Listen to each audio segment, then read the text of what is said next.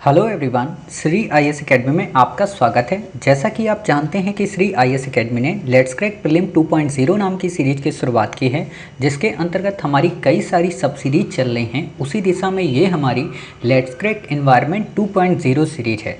Already इसमें हमारे day 7 तक के इम्पॉर्टेंट आर्टिकल या कहें इम्पॉर्टेंट घटनाएं कवर हो चुकी हैं। आज ये हमारा डे 8 है। अपने इस डे 8 में हम काफ़ी इम्पोर्टेंट टॉपिक को कवर करेंगे। जैसे हम ये देखेंगे कि पारिस्थितिकी कर्मता या पारिस्थितिकी निकेय क्या होता है, पारिस्थितिकी तंत्र से संबंधित जो नियम हैं वो क्या होते हैं, उष्णकटिबंधीय वन, सदाबहार वन, पर्णपाती वन, शीतोष्णकटिबंधीय, भूमध्य सागरीय और शंकुधारी वन क्या होते हैं, प्रवाल भित्तियाँ क्या होती हैं, मैंग्रोव क्या होते हैं, शैवाल क्या होते हैं, शैवाल ब्लूम क्या होता है, जैव संचयन क्या होता है और जैव आवर्धन। मतलब कि बहुत ज़्यादा टॉपिक हैं और सारे के सारे टॉपिक आपके काफ़ी ज़्यादा इंपॉर्टेंट हैं। तो बिना देरी के हम शुरुआत करते हैं। चलिए शुरू करते हैं। जैसा कि आप देख रहे हैं, ये हम आपके सामने लेट्स क्रैक एनवायरनमेंट 2.0 सीरीज का डे 8 है। ऑलरेडी हमने अपने डे 7 में बहुत सारी घटनाओं को कवर किया था। हमने आपको बताया था कि जैवमंडल क्या होता है, हमने आपको बताया था बायोम क्या होता है, हमने आपको बताया था अजैविक और जैविक घटक क्या होते हैं, हमने आपको ये भी बताया था कि इस तरीके से अणु से पूरा का पूरा पारिस्थितिक तंत्र या कहें पूरा जैवमंडल या पूरा पारितंत्र बनता है। हमने पूरी आपको कहानियाँ कंप्लीट करा दी थी अपने पिछले पार्ट में। उसी दिशा में अब आगे बढ़ते हुए हम आपको आज ये बताएंगे कि वास्तव में पारिस्थितिकी तंत्र क्या होता है, ठीक है, या कहें कि इकोलॉजिकल सिस्टम या इकोलॉजिकल फंक्शन क्या होता है, पारिस्थितिकी कर्मता का मतलब क्या होता है, पारिस्थितिकी तंत्र जो होता है उससे संबंधित जो नियम हैं वो कौन कौन से होते हैं, और हम ये भी देखेंगे कि जो पारिस्थितिकी है या कहें जो डाइवर्सिटी है, जो इन्वायरमेंट है, उसमें कहाँ कहाँ पे उष्णकटिबंधीय वन, कहाँ पे सदाबहार वन, कहाँ पर्णपाती वन पाए जाते हैं, साथ ही उनकी क्या विशेषताएं हैं, इन सारी चीज़ों को हम कवर करने की कोशिश करेंगे। ठीक है, प्रवाल भित्तियों को देखेंगे, मैंग्रोव वन को देखेंगे, शैवाल और शैवाल ब्लूम को, जैव संचयन और जैव आवर्धन के मध्य क्या डिफरेंस है, इन सबको करेंगे। और ये मानकर चलिए कि आपको इन 7 टॉपिक में से कुछ नहीं तो 2 क्वेश्चन इस बार आपको मिल जाएंगे। ठीक है, क्यों मिलेंगे ये तो हम आपको ट्रिक में बताएंगे, लेकिन हमने आपको बस इतना बता दिया है, 7 टॉपिक आप कवर करेंगे तो आपको वो क्वेश्चन मिल जाएगा। हालांकि बीच में हम वीडियो में आपको बता देंगे कौन सा क्वेश्चन आपसे पूछा जा सकता है और किस तरीके से आपसे पूछा जा सकता है। ठीक है, तो बिना देरी के हम अपनी शुरुआत करते हैं। तो आज का जो पहला टॉपिक है वो यही है कि इकोलॉजी और इकोसिस्टम में क्या डिफरेंस होता है, और इकोलॉजी किसे कहते हैं और इकोसिस्टम किसे कहते हैं। ठीक है, हमने लास्ट टाइप में काफ़ी सारी परिभाषाएं पढ़ी थी, तो उसी दिशा में हम आगे इनको पढ़ने की कोशिश करते हैं। तो देखिए, पहले हम इसको पढ़ते हैं, फिर हम इसके एक एक वर्ड को अच्छे से एक्सप्लेन करते हैं और आपको तब समझ में आ जाएगा कि अर्थात पारिस्थितिक तंत्र और पारिस्थितिकी जो सिस्टम होता है इसमें क्या डिफरेंस है। पारिस्थितिकी के अंतर्गत न केवल पौधे एवं जंतुओं तथा उनके पर्यावरण के बीच अंतर संबंधों का अध्ययन किया जाता है, वरन मानव समाज उसके भौतिक पर्यावरण की अंतःक्रियाओं का भी अध्ययन किया जाता है। नहीं समझे? बिल्कुल सिंपल है। आपने जब कल हमसे पर्यावरण की परिभाषा पूछी थी तो मैंने आपको क्या बताया था कि पर्यावरण जैविक और अजैविक का एक समुच्चय है, और जैविक अजैविक की क्रिया जहाँ संपन्न होती है उसको हम टोटली कहते हैं वो पर्यावरण है। ठीक है, लेकिन इन जैविक और अजैविक के द्वारा जो क्रिया संपन्न होती है, उन संपन्न होने वाली क्रिया पे जैविक घटकों में, विशेष तौर पे मानव में, विशेष तौर पर उसके समाज में क्या इम्पैक्ट पड़ता है, पौधों का और जंतुओं का, उसको हम कहते हैं पारिस्थितिकी तंत्र। ठीक है, सिंपल सी बात अगर मैं ये कहूँ तो पर्यावरण पे तो क्या था, केवल जैविक और अजैविक और उसके आसपास का जो घटक था, एनवायरनमेंट था, वो शामिल था। प्रभाव कैसा पड़ेगा, किस पर पड़ेगा, ये बातें पर्यावरण में नहीं थी। लेकिन पर्यावरण के बाद जो अगला स्टेप था कि मानव पे क्या इम्पैक्ट पड़ेगा। मानव किस घटक में आता था? जैविक घटक में। तो जैविक घटक में मानव पर क्या इम्पैक्ट पड़ेगा, उसके समाज पर क्या इम्पैक्ट पड़ेगा, उसके भौतिक पर्यावरण यानी कि जल पर, स्थल पर और वायु पर क्या प्रभाव पड़ेगा, इन चीज़ों को मेज़र करने के लिए या इन चीज़ों की स्टडी करने के लिए जिस एक शब्द का हम प्रयोग करते हैं वो पारिस्थितिकी कहलाता है। ठीक है, मोटे तौर पर आप पारिस्थितिकी की परिभाषा समझ गए कि हाँ, इसे हम इकोसिस्टम क्यों कहते हैं, ठीक है, या इसे हम इकोलॉजी क्यों कहते हैं। ठीक, अब यहाँ पे आपको दो वर्ड मिले थे, इकोसिस्टम, ठीक है, और एक मिला था इकोलॉजी। तो ये तो हो गई इकोलॉजी की परिभाषा। अब बात आती है कि जिस क्रिया के अंतर्गत वो संपन्न होते हैं, जिन जिन प्रोसेस को वो अपनाते हैं, ठीक है, या जिस तरीके से वो क्रियाविधि करते हैं, वो जो तरीका होता है, वो जो तंत्र होता है, उसी को हम बोलते हैं इकोलॉजिकल सिस्टम। मतलब किस तरीके से प्रभावित कर रहा है, अंतःक्रिया तो कर रहा है, उनकी स्टडी भी हम कर रहे हैं, लेकिन वो अंतःक्रिया कैसी है। जैसे मानव ने मान लो किसी जानवर को मार के खाया, तो वो जानवर मानव के पेट में गया तो उससे उस जानवर की जो उपलब्धता है वो कम हो गई, जंगल में उसकी कमी आ गई। तो इसको हमने क्या कहा कि ये एक तंत्र बन गया। मानव शिकार कर रहा है जानवर का, और जानवर का जो शिकार करते थे वो बेचारे अब किसका शिकार करेंगे, तो ये एक तरीके से तंत्र बना। यही हो गया पारिस्थितिकी तंत्र। ठीक है, इससे ज़्यादा आपको यहाँ पे कुछ भी नहीं समझना है। आपको एक लाइन में क्वेश्चन में आता है, यूपीएससी आपसे सिंपल सी एक लाइन में पूछती है कि आप हमें ये बताइए कि पारिस्थितिकी तंत्र जो होता है उसका सर्वाधिक महत्वपूर्ण क्या लक्षण है। ठीक है, तो आपको वहाँ पे दे देगा पारिस्थितिकी तंत्र के संदर्भ में ऑप्शन ए। ठीक है, वह पर्यावरण जिसमें न केवल जंतु व पर्यावरण बल्कि उनके अंतर संबंध के साथ साथ मानव और समाज पर प्रभाव का भी अध्ययन किया जाता है, पर्यावरण पारिस्थितिकी तंत्र कहलाता है। आप कहोगे बिल्कुल सही बात है। ठीक है, आपको दे देगा जिसमें केवल पौधों का अध्ययन किया जाता है मानव पर उसके प्रभाव का, तो आप कहोगे ये नहीं है। जिसमें केवल जंतुओं पर अध्ययन किया जाता है केवल मानव के प्रभाव पे, तो आप कहोगे ये भी नहीं है। क्यों? क्योंकि इसमें पौधे, जंतु और प्लस मानव, ये तीन हैं, और इन पर पड़ने वाला इम्पैक्ट, इसको कहते हैं पारिस्थितिकी। ठीक है, उम्मीद है आप पारिस्थितिकी तंत्र की परिभाषा समझ गए।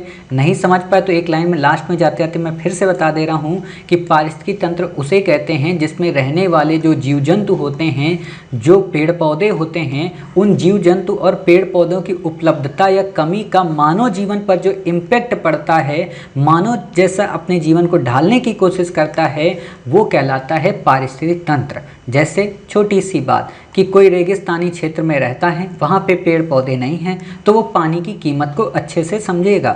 लेकिन जो मक्का टाइप का समुद्र के किनारे रहता है या जो पेय योग्य भूजल के किनारे रहता है, तो वो रोज़ अपने मकान को हज़ारों लीटर पानी से धोएगा। ठीक है, तो यही डिफरेंस होता है। समझ गए?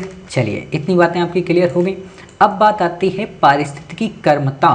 पारिस्थितिकी कर्मता वास्तव में काफ़ी इम्पोर्टेंट है।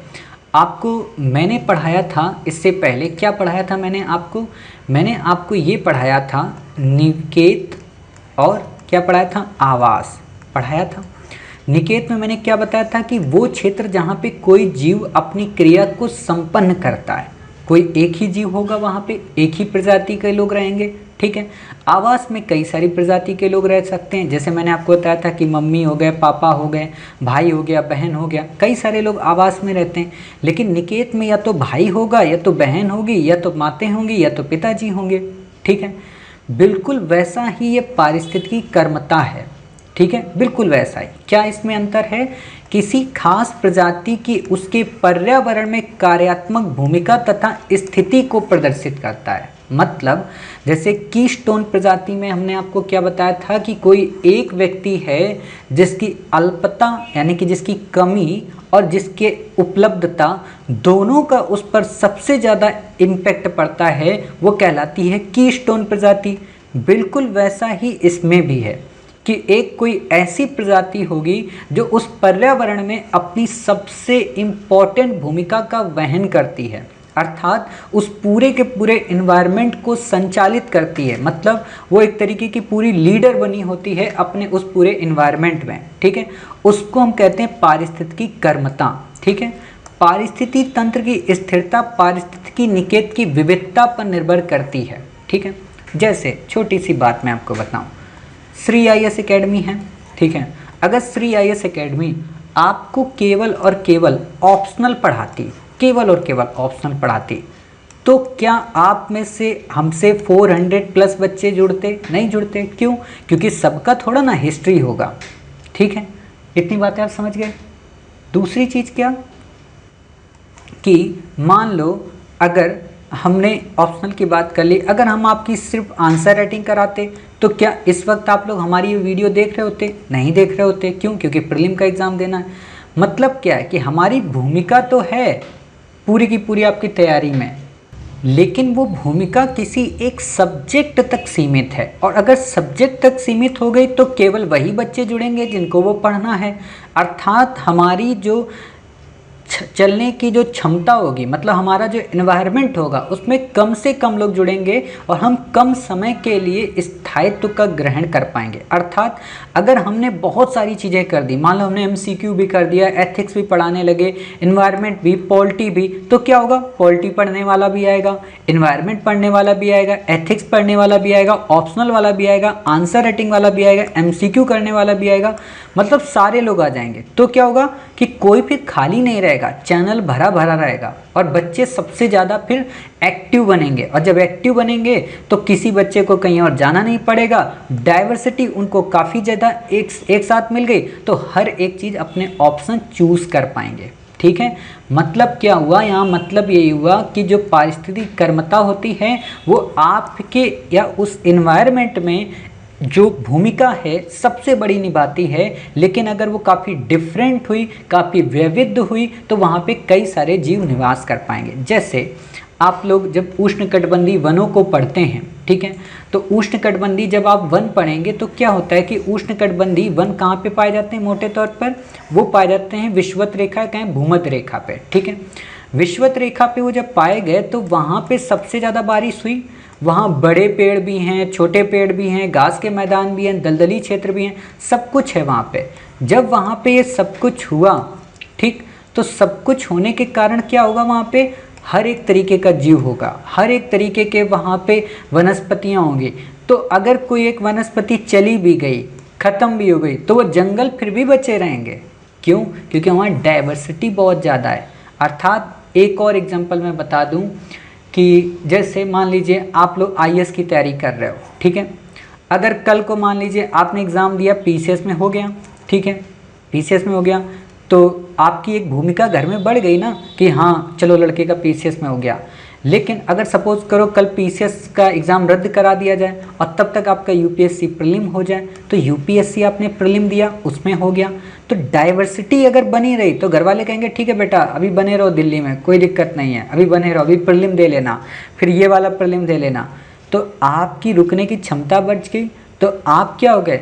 लोगों की घर की उम्मीदें आपने बढ़ा दी। हाँ ठीक है, कभी ना कभी तो निकलेगा। ठीक, तो ये चीज़ें मैं समझने वाली हैं। बाकी आपसे यहाँ पे कोई भी क्वेश्चन आपसे नहीं पूछेगा। ठीक है, एक ही लाइन की परिभाषा आती है, इतना डेप्थ में हमें पढ़ना नहीं होता है, बट वही होता है समझाने के लिए हमें आपको बताना पड़ता है। फिर बात आती है कि कम प्रभावशाली प्रजातियों की तुलना में अधिक प्रभावशाली प्रजातियों का पारिस्थितिक निकेत अधिक विस्तृत होता है। अब इसमें सोचने वाली बात थोड़ा ना है, जो गुंडे होते हैं, ठीक है, वो मान लो अगर कम प्रभावशाली हैं, ठीक, यानी कि हम कहें कि उनमें कम इतना प्रभुत्व है, तो लोग उनको इतना तवज्जो नहीं देंगे, उनके साथ भीड़ इतनी नहीं चलेगी, कम ही चलेगी। लेकिन जो अधिक प्रभावशाली हैं तो उनके साथ बहुत सारा पूरा हुजूम चलेगा। जैसे इस समय अगर हम बात करें सेलिब्रिटी के रूप में, तो आज नीरज चोपड़ा जी के साथ में जितनी पब्लिक, जितना मीडिया, जितने लोग चल रहे हैं, उतने क्या किसी अदर ओलंपिक प्लेयर के साथ में चल रहे? नहीं चल रहे। क्यों? क्योंकि बाकी लोग क्या लेके आए? ब्रॉन्ज लेके आए, सिल्वर लेके आए, गोल्ड नहीं लाया कोई। ठीक है ना, गोल्ड सिर्फ लाए नीरज चोपड़ा जी। तो इसलिए नीरज चोपड़ा जी का जो इम्पैक्ट होगा वो ज़्यादा होगा उस इन्वायरमेंट में, उस इकोलॉजी में। ठीक है, चलिए इतनी बातें आपकी हो गई। अब बात आती है यहाँ पे कुछ इंपॉर्टेंट तथ्य की। वो इंपॉर्टेंट तथ्य आपको पता होने चाहिए। क्या इंपॉर्टेंट तथ्य है? कि कोई जीव अपने पर्यावरण में कहाँ कितनी अच्छी तरह रह पाता है, इसके महत्वपूर्ण निर्धारक अजैविक कारक होते हैं। इसमें क्या सोचने वाली बात है भाई? कोई जीव स्थल मंडल में रहता है कि वायुमंडल में रहता है कि जल मंडल में रहता है, अगर ये पता चले उसका स्थल में रहने का घर बहुत अच्छा है तो कोई दिक्कत नहीं। अगर वो वायुमंडल में रहता है, वहाँ पे अगर रहने की कोई दिक्कत नहीं तो बहुत अच्छा है। अगर जल मंडल की वहाँ सुविधाएं विद्यमान है तो बहुत अच्छा है। ठीक है, तो ये सारी चीज़ें क्या करती हैं? ये सारी चीज़ें उस व्यक्ति को बेहतर से और बेहतर बनाती हैं और उसकी लाइफ साइकिल को बढ़ावा देती हैं। ठीक है, बाकी आपसे यहाँ पे याद रखने की ज़रूरत नहीं है। अब बात आती है पारिस्थितिकी तंत्र। जब हमने पढ़ लिया तो किसी भी पारिस्थितिकी तंत्र में सरवाइव करने के नियम कौन से होते हैं। ठीक है, पारिस्थितिकी तंत्र में सरवाइव करने का नियम का क्या मतलब हुआ, जैसे आप मुझे ये बात बताओ, ये पृथ्वी है, ठीक है, इस पृथ्वी में सबसे इम्पोर्टेंट रोल किसका है, सन का है, ठीक है, वाटर का है, ठीक है, ऑक्सीजन का है, ठीक, अदर गैसेस का है। क्लियर, इतनी बातें। अगर इनमें से कोई भी एक चीज़ नहीं हुई तो ये जो हमारी अर्थ है, ये इस अर्थ पे जीवन जीना दुश्वार हो जाएगा, हम जीवन सही से नहीं जी पाएंगे। ठीक है, सन क्या करता है, सन हर एक चीज़ को एनर्जी प्रोवाइड करता है, चाहे मानव को एनर्जी की बात हो, चाहे पादपों को एनर्जी की बात हो, चाहे जीव जंतुओं को एनर्जी की बात हो, चाहे जल के वितरण को लेकर बात हो। ठीक है, तो सन का रोल काफ़ी इम्पॉर्टेंट होता है। इसीलिए हम कहते हैं जो सौर ऊर्जा होती है वो पूरे के पूरे इन्वायरमेंट के साइकिल को या पूरे के पूरे इकोसिस्टम को चेंज करने में अपना अहम रोल निभाती है। अब यही सिस्टम मंगल पे नहीं है, यही सिस्टम शुक्र पे नहीं है, यही सिस्टम बृहस्पति पे नहीं है, यही सिस्टम आपका शुक्र बुध पे नहीं है। ठीक है, तो ये वहाँ नहीं है, इसलिए वहाँ पे पारिस्थितिकी तंत्र उतना अच्छा नहीं है, वहाँ पे जीव जंतु नहीं है। ठीक है, अर्थ में इसीलिए ये सारी चीज़ें हैं। अब इतनी बातें आपको जब क्लियर हो गई तो अब आप समझ गए कि सन का कितना बड़ा रोल होता है। अब सन जब अपनी रेस देता है तो मानव को क्या मिलती है, एनर्जी, पौधों को क्या मिलता है, एनर्जी, जीव जंतुओं को क्या मिलता है, एनर्जी। तो हर जगह सबको एनर्जी मिलती है, तो उस एनर्जी से ही पूरा का पूरी हमारी अर्थ, पूरा का पूरा हमारा एनवायरनमेंट वो सरवाइव करता है। ठीक है, इतनी बातें क्लियर हो गई होंगी आपकी। चलिए, जब इतनी बातें आपकी क्लियर हो गई तो अब बात आती है जो वो एनर्जी मिलती है उससे उनको क्या फ़ायदा होता है। उससे उनमें पोषण की मात्रा बढ़ती है, उससे उनमें न्यूट्रिशन आता है, उस न्यूट्रिशन के माध्यम से वो अपनी क्रियाविधि को संपन्न करते हैं, अपनी जीवन शैली की गतिविधि को चलायमान बनाए रखते हैं। ठीक है, तो इसको समझते हैं। विभिन्न पोषण स्तरों में सौर ऊर्जा विभिन्न रूपों में प्रवाहित होती है और प्राणियों द्वारा ऊष्मा के निष्कासन के फलस्वरूप शून्य में चली जाती है, अर्थात उसी ऊर्जा का पुनः उपयोग नहीं हो सकता। ठीक है, इस तरह ऊर्जा का प्रवाह एक दिशी होता है। सपोज कीजिए आप लोग कल रात में खाना खाए थे। अब कुछ बच्चे बोलेंगे नहीं सर हमारा तो व्रत था। तो व्रत था तो ठीक है, परसों खाए होगे, ठीक है, मान लो खाए थे, कभी भी खाए थे, मान लो आज खाओगे, ठीक है। मान लो कल रात में आपने खाना खाया, जब आपने खाना खाया आपने 4 रोटी खाया। कुछ बच्चे बोलेंगे नहीं सर हम तो एक ही खाते हैं। तो भाई कुछ भी खाते हो, ठीक है, मतलब कुछ भी खाते हो, सपोज करो एक ही खाते हो आप, ठीक है। पेट भी आपका कुछ छोटा सा होगा, जैसे होता है ना कछुए का पेट या चूहे का पेट, बिल्कुल इतना ही छोटा होगा, तभी एक रोटी खाए होगे, ठीक है। तो मान लो आपने 4 रोटी खाई, सपोज करो 4 रोटी खाने के बाद पहले तो आपको भूख लगी थी, फिर आपको एनर्जी मिल गई, ठीक है, ऊर्जा आ गई। अब बोले अरे अब तो कोई मुझसे ना 2 घंटे काम करवा ले, मैं तो काम कर लूँगा, 2 घंटे मेरे से पढ़वा ले, पढ़ लूँगा। आप ये जो शब्द बोले कि 2 घंटे मेरे से काम करवा लो, अभी मुझे खाना दे दो, या खाना मैंने खा लिया है तो अब मेरे अंदर एनर्जी आ गई है, 2 घंटे तक मैं काम कर सकता हूँ, कर सकती हूँ। या आपने एक जूस की बोतल पी ली और जूस की बोतल पीने के बाद आपने कहा अब मेरे अंदर एनर्जी आ गई। जैसे छोटे बच्चे मेरे यहाँ जैसे हैं तो वो क्या करते हैं, उनको जब 1 गिलास दूध पिला दो, ठीक है, तो ऐसे तुरंत अपनी मछली मतलब हाथ को मसल्स दिखाएंगे, देखा मेरी बॉडी। और एक और बात उनकी देखना बच्चों की मक्कारी क्या होती है, ड्रामा दिखाने के लिए दूध की जो मलाई है उसको ओंठे में चिपकाए रखते हैं कि ताकि सबको लगे देखो मैंने दूध पिया है, कोई मजाक है, आधा लीटर दूध पी के आया हूँ, जबकि गिलास वो भले 250 ग्राम का हो लेकिन बोलेंगे आधा किलो दूध पी के आया हूँ। तो वो दूध पी कर आए। एक बात बताओ, उसके बाद क्या उनको दोबारा अगली शाम को, अगली सुबह, 2 घंटे 3 घंटे बाद फिर कुछ खाने का मन नहीं करता? करता है। क्यों करता है? क्योंकि उन्होंने जो एनर्जी ली थी उस एनर्जी को उन्होंने यूटिलाइज कर लिया और यूटिलाइज करने के बाद वो एनर्जी समाप्त हो गई। अब ऐसा तो है नहीं कि उन्होंने दूध पिया, दूध पीने के 2 घंटे बाद पोटी ही उनको नहीं जानी है। और एक और बात बताएं, जो पोटी नहीं जाते हैं, ठीक है, ऐसा नहीं होता उनकी एनर्जी बची रहती है। हाँ हाँ बे देखो पोटी नहीं गया तो निकली ही नहीं, जब पोटी ही नहीं निकली तो मेरी एनर्जी पूरी बची की बची है, ऐसा नहीं होता है। एनर्जी आपने कोई चीज़ खाया, वो एनर्जी आपके माइंडसेट में, आपके ब्लड वेसल्स में घुल जाती है और जो वेस्ट उसका बचता है वो निकल जाता है और निकलना ही पड़ता है। दुनिया की सबसे मतलब एक तरीके से अवश्यंभावी चीज़ है। पोटी को आप कभी नहीं रोक सकते, कितनी भी इमरजेंसी हो, और आपकी सूसू वगैरह मतलब वॉशरूम को कभी आप नहीं रोक सकते, कुछ भी हो जाए। धरती के सारे काम रुक सकते हैं लेकिन ये 2 काम आप कभी नहीं रोक सकते, ठीक है। तो क्या हुआ ये कि एनर्जी हमारी निकल गई, फिर से हमें खाना पड़ेगा।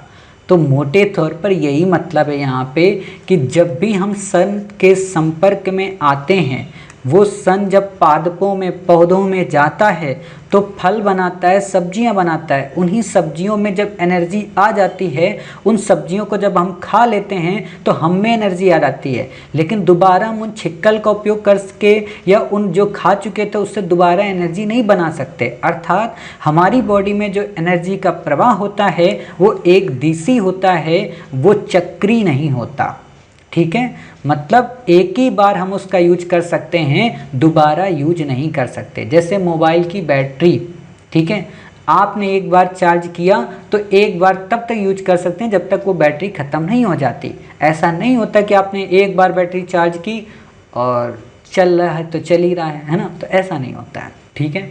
तो इतनी बातें हम समझ गए। चलिए, उम्मीद है जब आप इतनी बातें समझ गए तो अब इसका अगला तथ्य भी आप समझ जाएंगे। कुछ बच्चे कहते होंगे सर आज तो आप बड़ी गंदी गंदी बातें कर दिए, अब हम क्या कहें। ऐसा तो है नहीं कि आप लोगों में से कोई जाता नहीं होगा, डेली जाते होंगे, कुछ तो अभी घूम के आए होंगे, ठीक है। तो वही बात है, तो उन चीज़ों से थोड़ा ऊपर उठो। चलो अगला क्या है, अगला है बढ़ते पोषण स्तरों में ऊर्जा का प्रोग्रेसिव क्षय होता है। इसका क्या मतलब होता है, देखो जैसे मान लो आप लोग हो 4 रोटी खाते हो, 4 रोटी में आपका काम चल जाता है, ठीक है। कुछ बच्चे तो होते हैं 2 रोटी खाते हैं, कुछ बच्चियाँ होती हैं आधी रोटी खाती हैं, ठीक है, बाकी पूरे दिन पानी पी के अपना गुजारा करती हैं, ठीक है।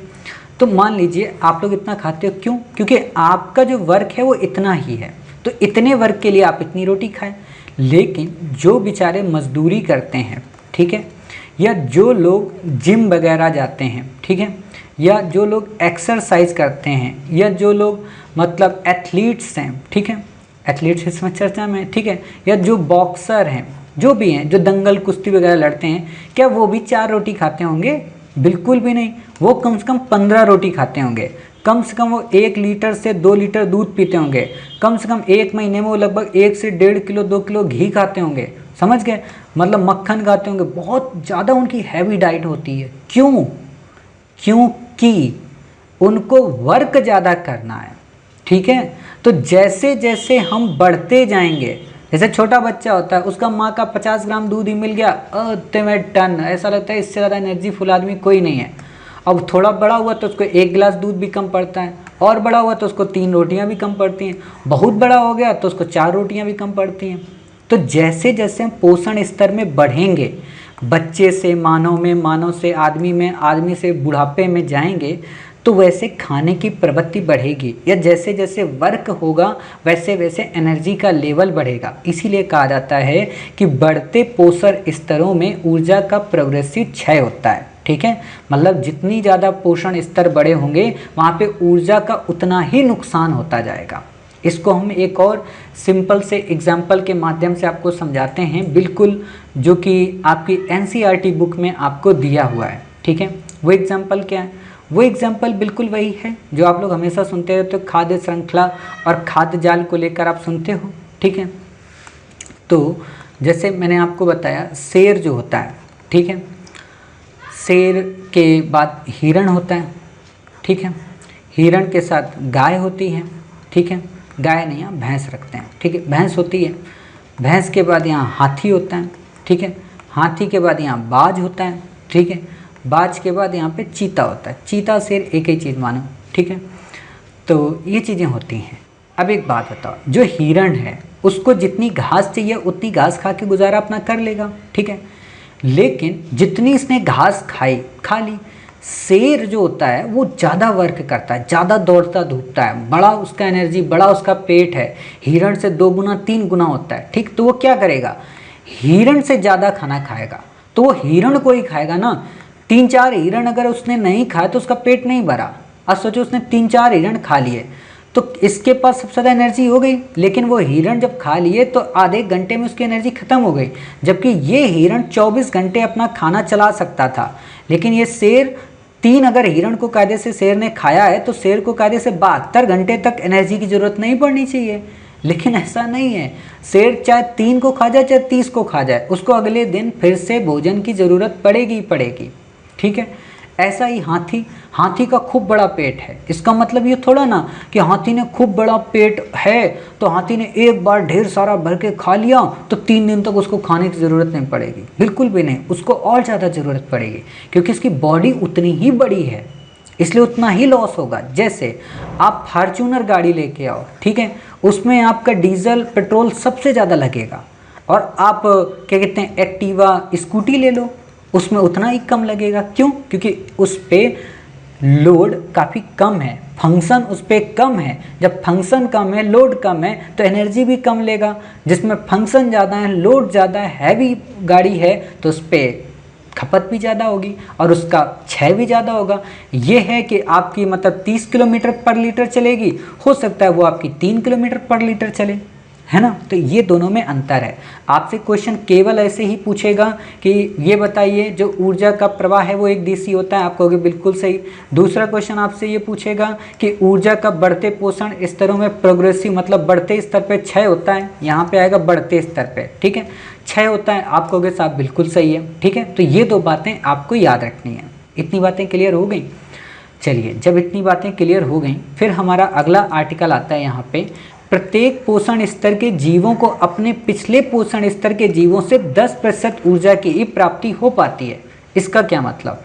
इसका मतलब वही हुआ जैसे मैंने आपको बताया कि हिरण जो था उसने 100% एनर्जी के साथ अपना पेट भरा था, लेकिन इस हिरण को जब शेर ने खाया तो शेर को 100% एनर्जी थोड़ा ना मिली कि हमने हिरण को खा लिया तो हमारे अंदर 100% एनर्जी आ गई। शेर ने जब हिरण को खाया तो शेर को केवल उसका 10% ही एनर्जी मिल पाया। जैसे आप लोग जब एप्पल लेकर आए, ठीक है, एप्पल के पेड़ में 100% एनर्जी थी, लेकिन आपने एक एप्पल खा के ये समझ लिए कि आपके अंदर 100% एनर्जी पूरे पेड़ की आ गई। ऐसा नहीं है, आपको केवल कितना मिला? 10% उसका।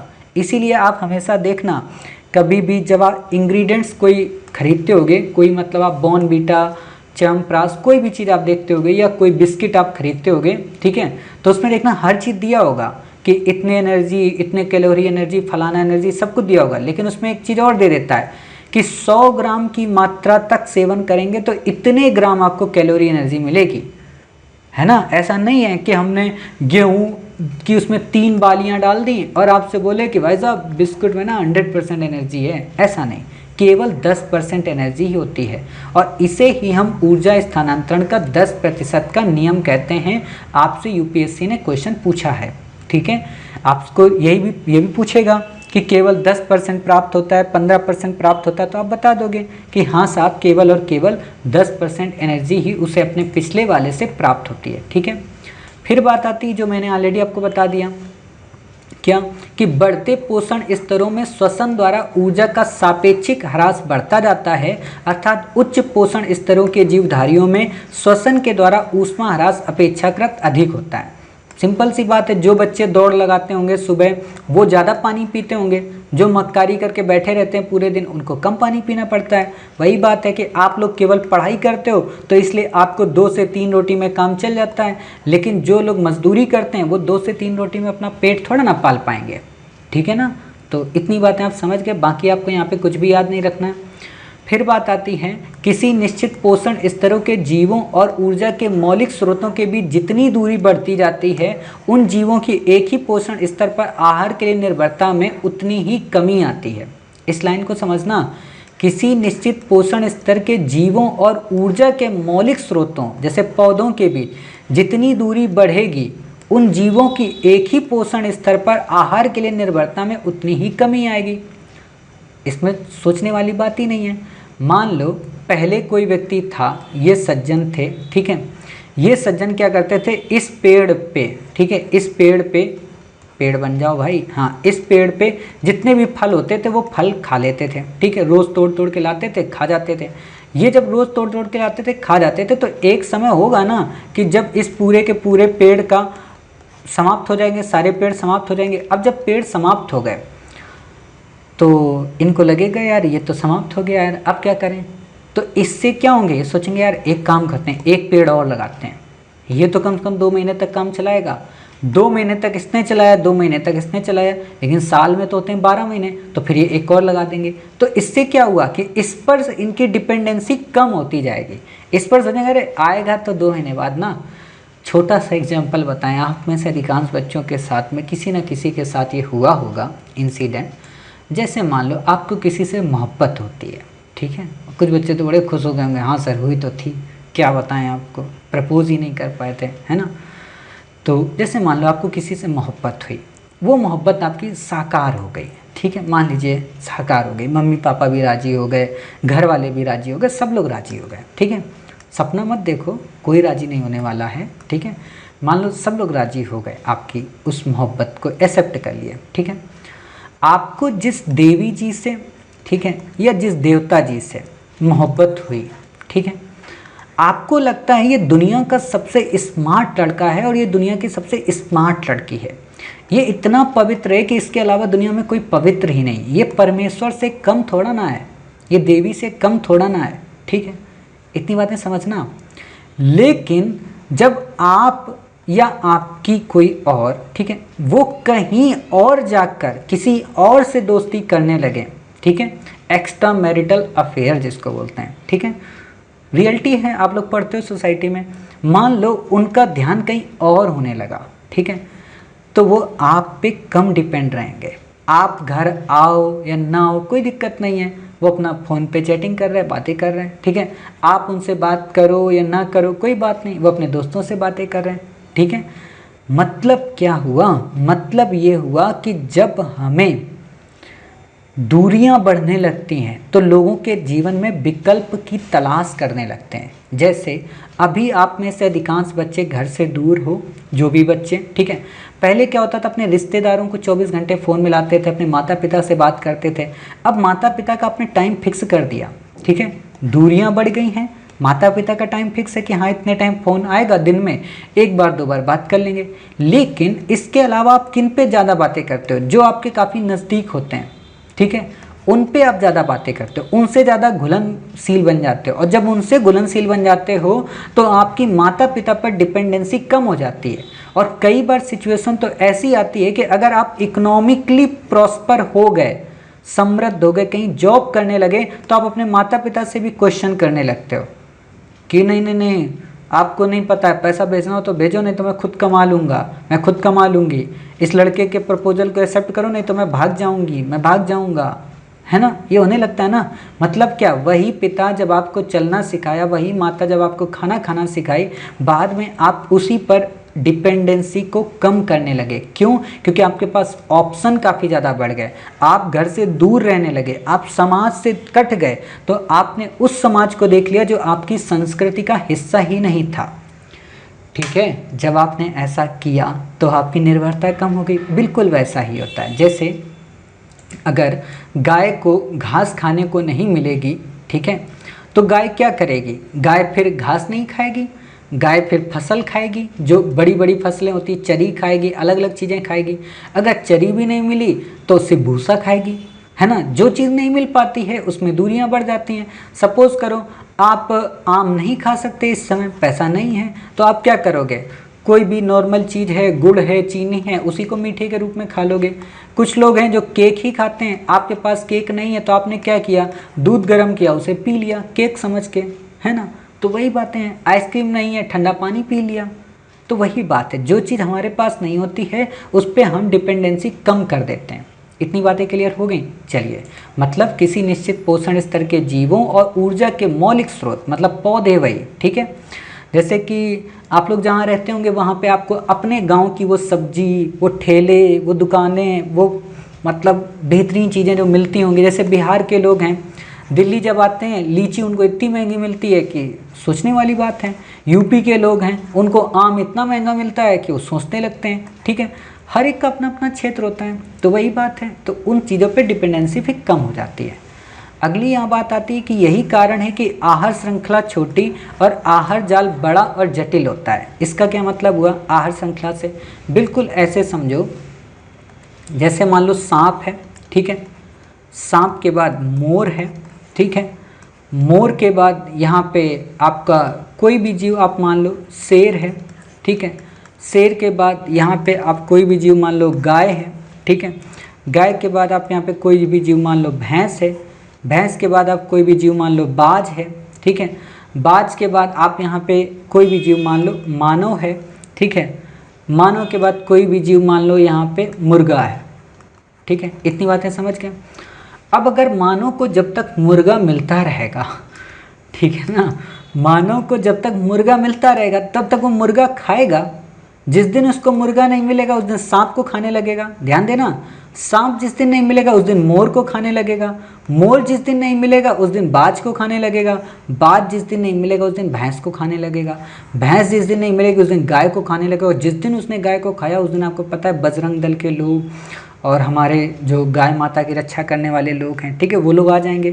खैर तो इतनी तो हिम्मत ही नहीं भारत में आप गाय खाएं, ठीक है, तो क्योंकि गाय हमारी माता है, ठीक है। और वैसे भी देखो मेरा एक ही मानना है, चाहे गाय हो चाहे भैंस हो कोई भी हो, किसी भी जानवर को नहीं खाना चाहिए, ठीक है। वो भी उस देश में तो बिल्कुल नहीं खाना चाहिए जिस देश में अन्न की उपलब्धता हो। वहाँ चल सकता है जहाँ पे अन्न ही ना हो। चाइना वाले हैं बेचारे, वो नहीं खा सकते हैं, वो समुद्र के किनारे, तो समुद्र को खाएं, आराम से वो खाते हैं, ठीक है। शेर है, शेर को तो हिम्मत ही नहीं आप लोग खा पाएँ, ठीक है। आप लोगों मतलब आप लोग नहीं, मतलब जो लोग हैं। तो एक बात बताओ, जब मुर्गे पर डिपेंडेंसी कम हुई तो मानव क्या करने लगा? बाज को खाने लगा, भैंस को खाने लगा, गाय को खाने लगा, शेर को खाने लगा, मोर को, मतलब इसकी डिपेंडेंसी सब पे बढ़ने लगी, ठीक है। और मुर्गे से डिपेंडेंसी इसकी कम हो गई, ऑप्शन इसको मिल गया। तो एक बात बताओ, ये जाल बन गया ना पूरी तरीके से। लेकिन पहले क्या होता था? पहले होता था कि जो ये सांप है, ठीक है, ये सांप है, इसको केवल मोर खाता था, जो मोर है इसे केवल शेर खाता था। अगर मोर नहीं मिला तो शेर बेचारा भूखा है, अगर गाय नहीं मिली तो शेर बेचारा भूखा है, ठीक है। बाज है, भैंस को खा लेता था, कहीं किसी को खा लेता था। तो ये सब पहले सीक्वेंस में होते थे, अर्थात ये एक दूसरे पे निर्भर होते थे। लेकिन जिस दिन इनकी निर्भरता कम हुई, जिस दिन इनकी उपलब्धता कम हुई, उस दिन इन लोगों ने निर्भरता छोड़ के ऑप्शन क्रॉस वाइज खाने लगे। मुर्गा मिल गया उसको खा लिया, गैया मिल गई उसको खा लिया, शेर मिल गया उसको खा लिया, सांप मिल गया उसको खा लिया, मोर मिला उसे भी खा लिया। तो ये खाद्य जाल बन गया। और जब खाद्य जाल बन गया तो ये जटिल हो गया ना। पहले एक तो सीक्वेंस में मैचिंग था, देख सकते हो, ऐसे करके एक क्रम में था। अब ये क्रम टूटा, इसमें भी जुड़ा, इसमें भी जुड़ा, इसमें भी जुड़ा, इसमें भी जुड़ा, इसमें भी जुड़ा, इसमें भी जुड़ा, इसमें भी, इसमें भी, इसमें भी, इसमें भी, तो ये जाल बन गया। तो इतनी बातें समझ गए। आपसे इंटरव्यू में क्वेश्चन पूछा जा सकता है कि खाद्य जाल और खाद्य श्रृंखला जो होती है, खाद्य श्रृंखला छोटी क्यों होती है? खाद्य जाल जो होता है, आहार जाल, खाद्य जाल एक ही चीज़ है, ठीक है, दोनों एक ही वर्ड है, खाद्य हो या आहार हो, ठीक है। तो वो जटिल क्यों होता, तो आप समझ गए, क्योंकि डिपेंडेंसी की बातें निर्भर करती हैं, ठीक। अब बात आती है अगला कि सूर्य तप में कमी पारितंत्र की उत्पादकता और जैव विविधता दोनों में कमी लाती है। छोटी सी बात, आप बताओ, आप अपने घर में रहते हो, ठीक है, अगर आपके घर में सूर्य की रोशनी कम है, ठीक है, तो कम वहाँ पे कौन आएगा? मक्खियाँ, कम मक्खियाँ होंगी, ठीक है। सूर्य अगर अंधेरा है तो मक्खियाँ थोड़ा ना आएंगी, ठीक है। कहोगे सर मच्छर तो आते हैं, अरे मच्छर की बात नहीं कर रहा हूँ, ठीक है। मक्खियाँ कम आएंगी, चिड़ियाँ नहीं आएंगी, कबूतर नहीं आएंगे। रात में देखे हो कबूतर को, चिड़िया को? नहीं देखे होगे ना। कोई भी पक्षी नहीं आएगा, गैया भी टहलने नहीं आएगी, कोई नहीं आएगा, सब आराम करेंगे, ठीक। लेकिन अगर सूर्य की रोशनी ज़्यादा है तो कीड़े मकोड़े आएंगे, लाइट अगर ज़्यादा है तो कीड़े मकोड़े आएंगे। और जब कीड़े मकोड़े आते हैं तो बड़े डिज़ाइनेबल कीड़े आते हैं। एक उड़ने वाला आता है, एक जहाज वाला आता है, एक काला कलूटा आता है, ठीक है, एक छोटी वाली चींटी टाइप की आती है, एक मच्छर की ही बहन आती है, ठीक है, एक मच्छरिया भी आती है, मतलब बहुत टाइप के कीड़े आते हैं। एक तो इतना छोटा होता है कि वो आपके मतलब बाल पे बैठा रहेगा और फिर देखेगा, अच्छा पढ़ा रहे हो, अभी रुको बताते हैं, कट्टू कर लेगा तुरंत से, ठीक है। मच्छर, और मच्छर में भी बड़ी वैरायटी, पीले मच्छर, हरा मच्छर, गुलाबी मच्छर, काला मच्छर, ठीक है, 5 टांगों वाला मच्छर, 6 टांगों वाला मच्छर, केवल 2 टांगों वाला मच्छर, बहुत सारी विविधताएं हो जाती हैं जब लाइट होती है, सन की रेज सबसे ज़्यादा होती है, ठीक है। तो इसलिए उत्पादकता सबसे ज़्यादा होती है, ठीक, समझ गए। वही बात जैसा कि मैंने आपको क्या बताया था, अभी मैंने आपको समझाया था कि जो हमारी पृथ्वी है, पृथ्वी में जो विषुवत रेखा है, उस विषुवत रेखा में सबसे ज़्यादा सूर्य का प्रकाश होता है, ठीक है। जो विषुवत रेखा है ये हमारी, यहाँ पे सबसे ज़्यादा सन की रेस पड़ती है, सबसे ज़्यादा यहाँ बारिश होती है, तो यहाँ पे सबसे ज़्यादा क्या होगी, जैव विविधता। इतनी बातें क्लियर हुई। अब यूपीएससी ने एक क्वेश्चन इसी कॉन्सेप्ट पे पूछा था कि जब सूर्य सबसे ज़्यादा है, बारिश सबसे ज़्यादा होगी, तो जैव विविधता ज़्यादा होगी, पारितंत्र की उत्पादकता ज़्यादा होगी। पारितंत्र की उत्पादकता का मतलब उससे जो प्रोडक्ट निकलेंगे वो सबसे ज़्यादा। आपको पता होना चाहिए जितना भी भूमध्य सागरीय क्षेत्र है वहाँ पे आपको एक से एक वैरायटी के फल, एक से एक वैरायटी की वनस्पतियाँ, जड़ी बूटियाँ, जंगल, अमेजन जैसे जंगल आपको कहाँ मिलते हैं, ठीक है ना, तो वो यहीं तो मिलते हैं। इंडोनेशिया का क्षेत्र आपको कहाँ मिलता है, यहीं पे तो आपको मिलता है, ठीक है। तो इसीलिए ये बहुत इंपॉर्टेंट हो जाते हैं, ठीक। तो यहाँ पे सबसे ज़्यादा ये मिलेगा, सबसे ज़्यादा वनस्पति होगी। लेकिन आपसे क्वेश्चन क्या पूछा था यूपीएससी ने, क्वेश्चन पूछा था कि निम्न अक्षांशों से उच्च अक्षांशों पर जाने की ओर पारितंत्र की उत्पादकता और जैव विविधता में कमी आती है। तो बच्चे कंफ्यूज हो गए थे, बच्चे सोचते थे निम्न अक्षांश ऊपर होता है, उच्च अक्षांश नीचे होता है। ऐसा नहीं, आपको मैं एक बार मैप में दिखाते हैं, ठीक है, ध्यान से देखिएगा। तो ये देखो आप, ये है हमारी पृथ्वी, ठीक है। इस पृथ्वी को हम जरा बनाते हैं अपने हिसाब से, ठीक। तो ये देखिए, कई बार मतलब बच्चों को समझ में नहीं आता है इस चीज़ पे। मेरी शायद किसी से एक बार डिबेट भी हुई थी, किसी स्टूडेंट से, मुझे याद नहीं है, ठीक है, हालांकि याद भी होता तो उसका नाम थोड़ा ना ले सकता हूँ। तो ये देखिए, जैसे ये आप देख रहे हो, ठीक, तो इस चीज़ को ध्यान से थोड़ा देखना। ये है आपकी इक्वेटर, क्लियर, मैंने क्या कहा, ये है क्या आपकी, ये है आपकी इक्वेटर, क्लियर। ये आपकी जब इक्वेटर हुई तो आप देख रहे हो इक्वेटर के नीचे कितना है, 10 डिग्री। इक्वेटर क्या होती है, 0, ठीक है। ये आपको 10 डिग्री मिली, 10 डिग्री मिल रही ना आपको यहाँ पे। ये आपको ऊपर क्या मिला, 20 डिग्री, फिर ऊपर आपको क्या मिला, 30 डिग्री, ये क्या मिला, 40 डिग्री, ये 50 डिग्री, ये 60 डिग्री, ये 70 डिग्री और ये 80 डिग्री, ठीक है, और ऊपर 90 डिग्री। ध्यान से देख रहे हो, मतलब 90, 80, 70, 60, 50, 40, 30, 20, 10 और इक्वेटर 0, ठीक है। और फिर यहाँ पे 10, 20, 30 शुरू हो गया। जो ये 0 है, ठीक है, इसको बोलते हैं निम्न अक्षांश, ठीक है, इसको बोलते हैं निम्न अक्षांश। उच्च का मतलब जो इससे ऊपर चलता जाए, बढ़ता जाए संख्या, तो उच्च मतलब ऊपर आ गया, उच्च अक्षांश ध्रुव हो गया, ठीक है। नीचे को भी अगर मैं कहूँ तो ये हो गया आपका निम्न, और नीचे को जाने पे ये हो गया उच्च अक्षांश, ठीक है। इस कॉन्सेप्ट को समझ लेना ध्यान से। ये हो गया उच्च अक्षांश 90 डिग्री, अर्थात भूमध्य रेखा से कर्क रेखा की ओर जाने पर या भूमध्य रेखा से मकर रेखा की ओर जाने पर जैव विविधता में कमी आती है। क्यों कमी आती है? अब आप समझोगे सर इसलिए कमी आती होगी क्योंकि रेखाएं हैं, कमी आती होंगी? बिल्कुल भी नहीं। इसलिए कमी आती है क्योंकि सन की जो रेस हैं वो भूमध्य रेखा पर लंबवत पड़ती हैं, सबसे ज़्यादा रेस पड़ती हैं, ठीक। तो सबसे ज़्यादा रेस, सबसे ज़्यादा बारिश, सबसे ज़्यादा बारिश, सबसे ज़्यादा घना प्रदेश, ठीक है, सबसे ज़्यादा गर्मी मिलेगी आपको, ठीक। ये इतनी बातें क्लियर हो गई। अब यहीं से जब आप ऊपर उठेंगे, ठीक है, यहाँ से जब मैंने एक वर्ड बोल दिया क्या, सबसे ज़्यादा गर्मी नहीं, सबसे ज़्यादा गर्मी नहीं, मौसम वहाँ पे अनुकूल रहता है, गर्मी वहाँ सबसे ज़्यादा नहीं होती। जैसे जैसे आप इससे ऊपर जाएंगे तो क्या होगा, सन की रेस कम होने लगेगी। धीरे धीरे सन की रेस इतनी कम हो जाएगी कि कई क्षेत्रों में तो रेगिस्तानी एरिया बन जाएगा, ठीक है। जैसे आप देख रहे हो ये क्षेत्र क्यों रेगिस्तानी, क्योंकि ऊपर जितना हम आते गए सन की रेस कम होती गई, ठीक है। अब जैसे जैसे और ऊपर आओगे सन की रेस उतनी कम हो जाएगी, इसीलिए सन की रेस ध्रुवों पर सबसे कम हो जाती है। और ध्रुवों पर जब सन की रेस सबसे कम हो जाती है इसलिए ध्रुवों में बर्फ बची रहती है। अगर ध्रुवों पर सन की रेज 90 मतलब जितनी पड़ती है भूमध्य रेखा पर उतनी अगर पड़ने लगे तो पूरी की पूरी ये जो बर्फ है पिघल जाएगी और आधे देश डूब जाएंगे, ठीक है।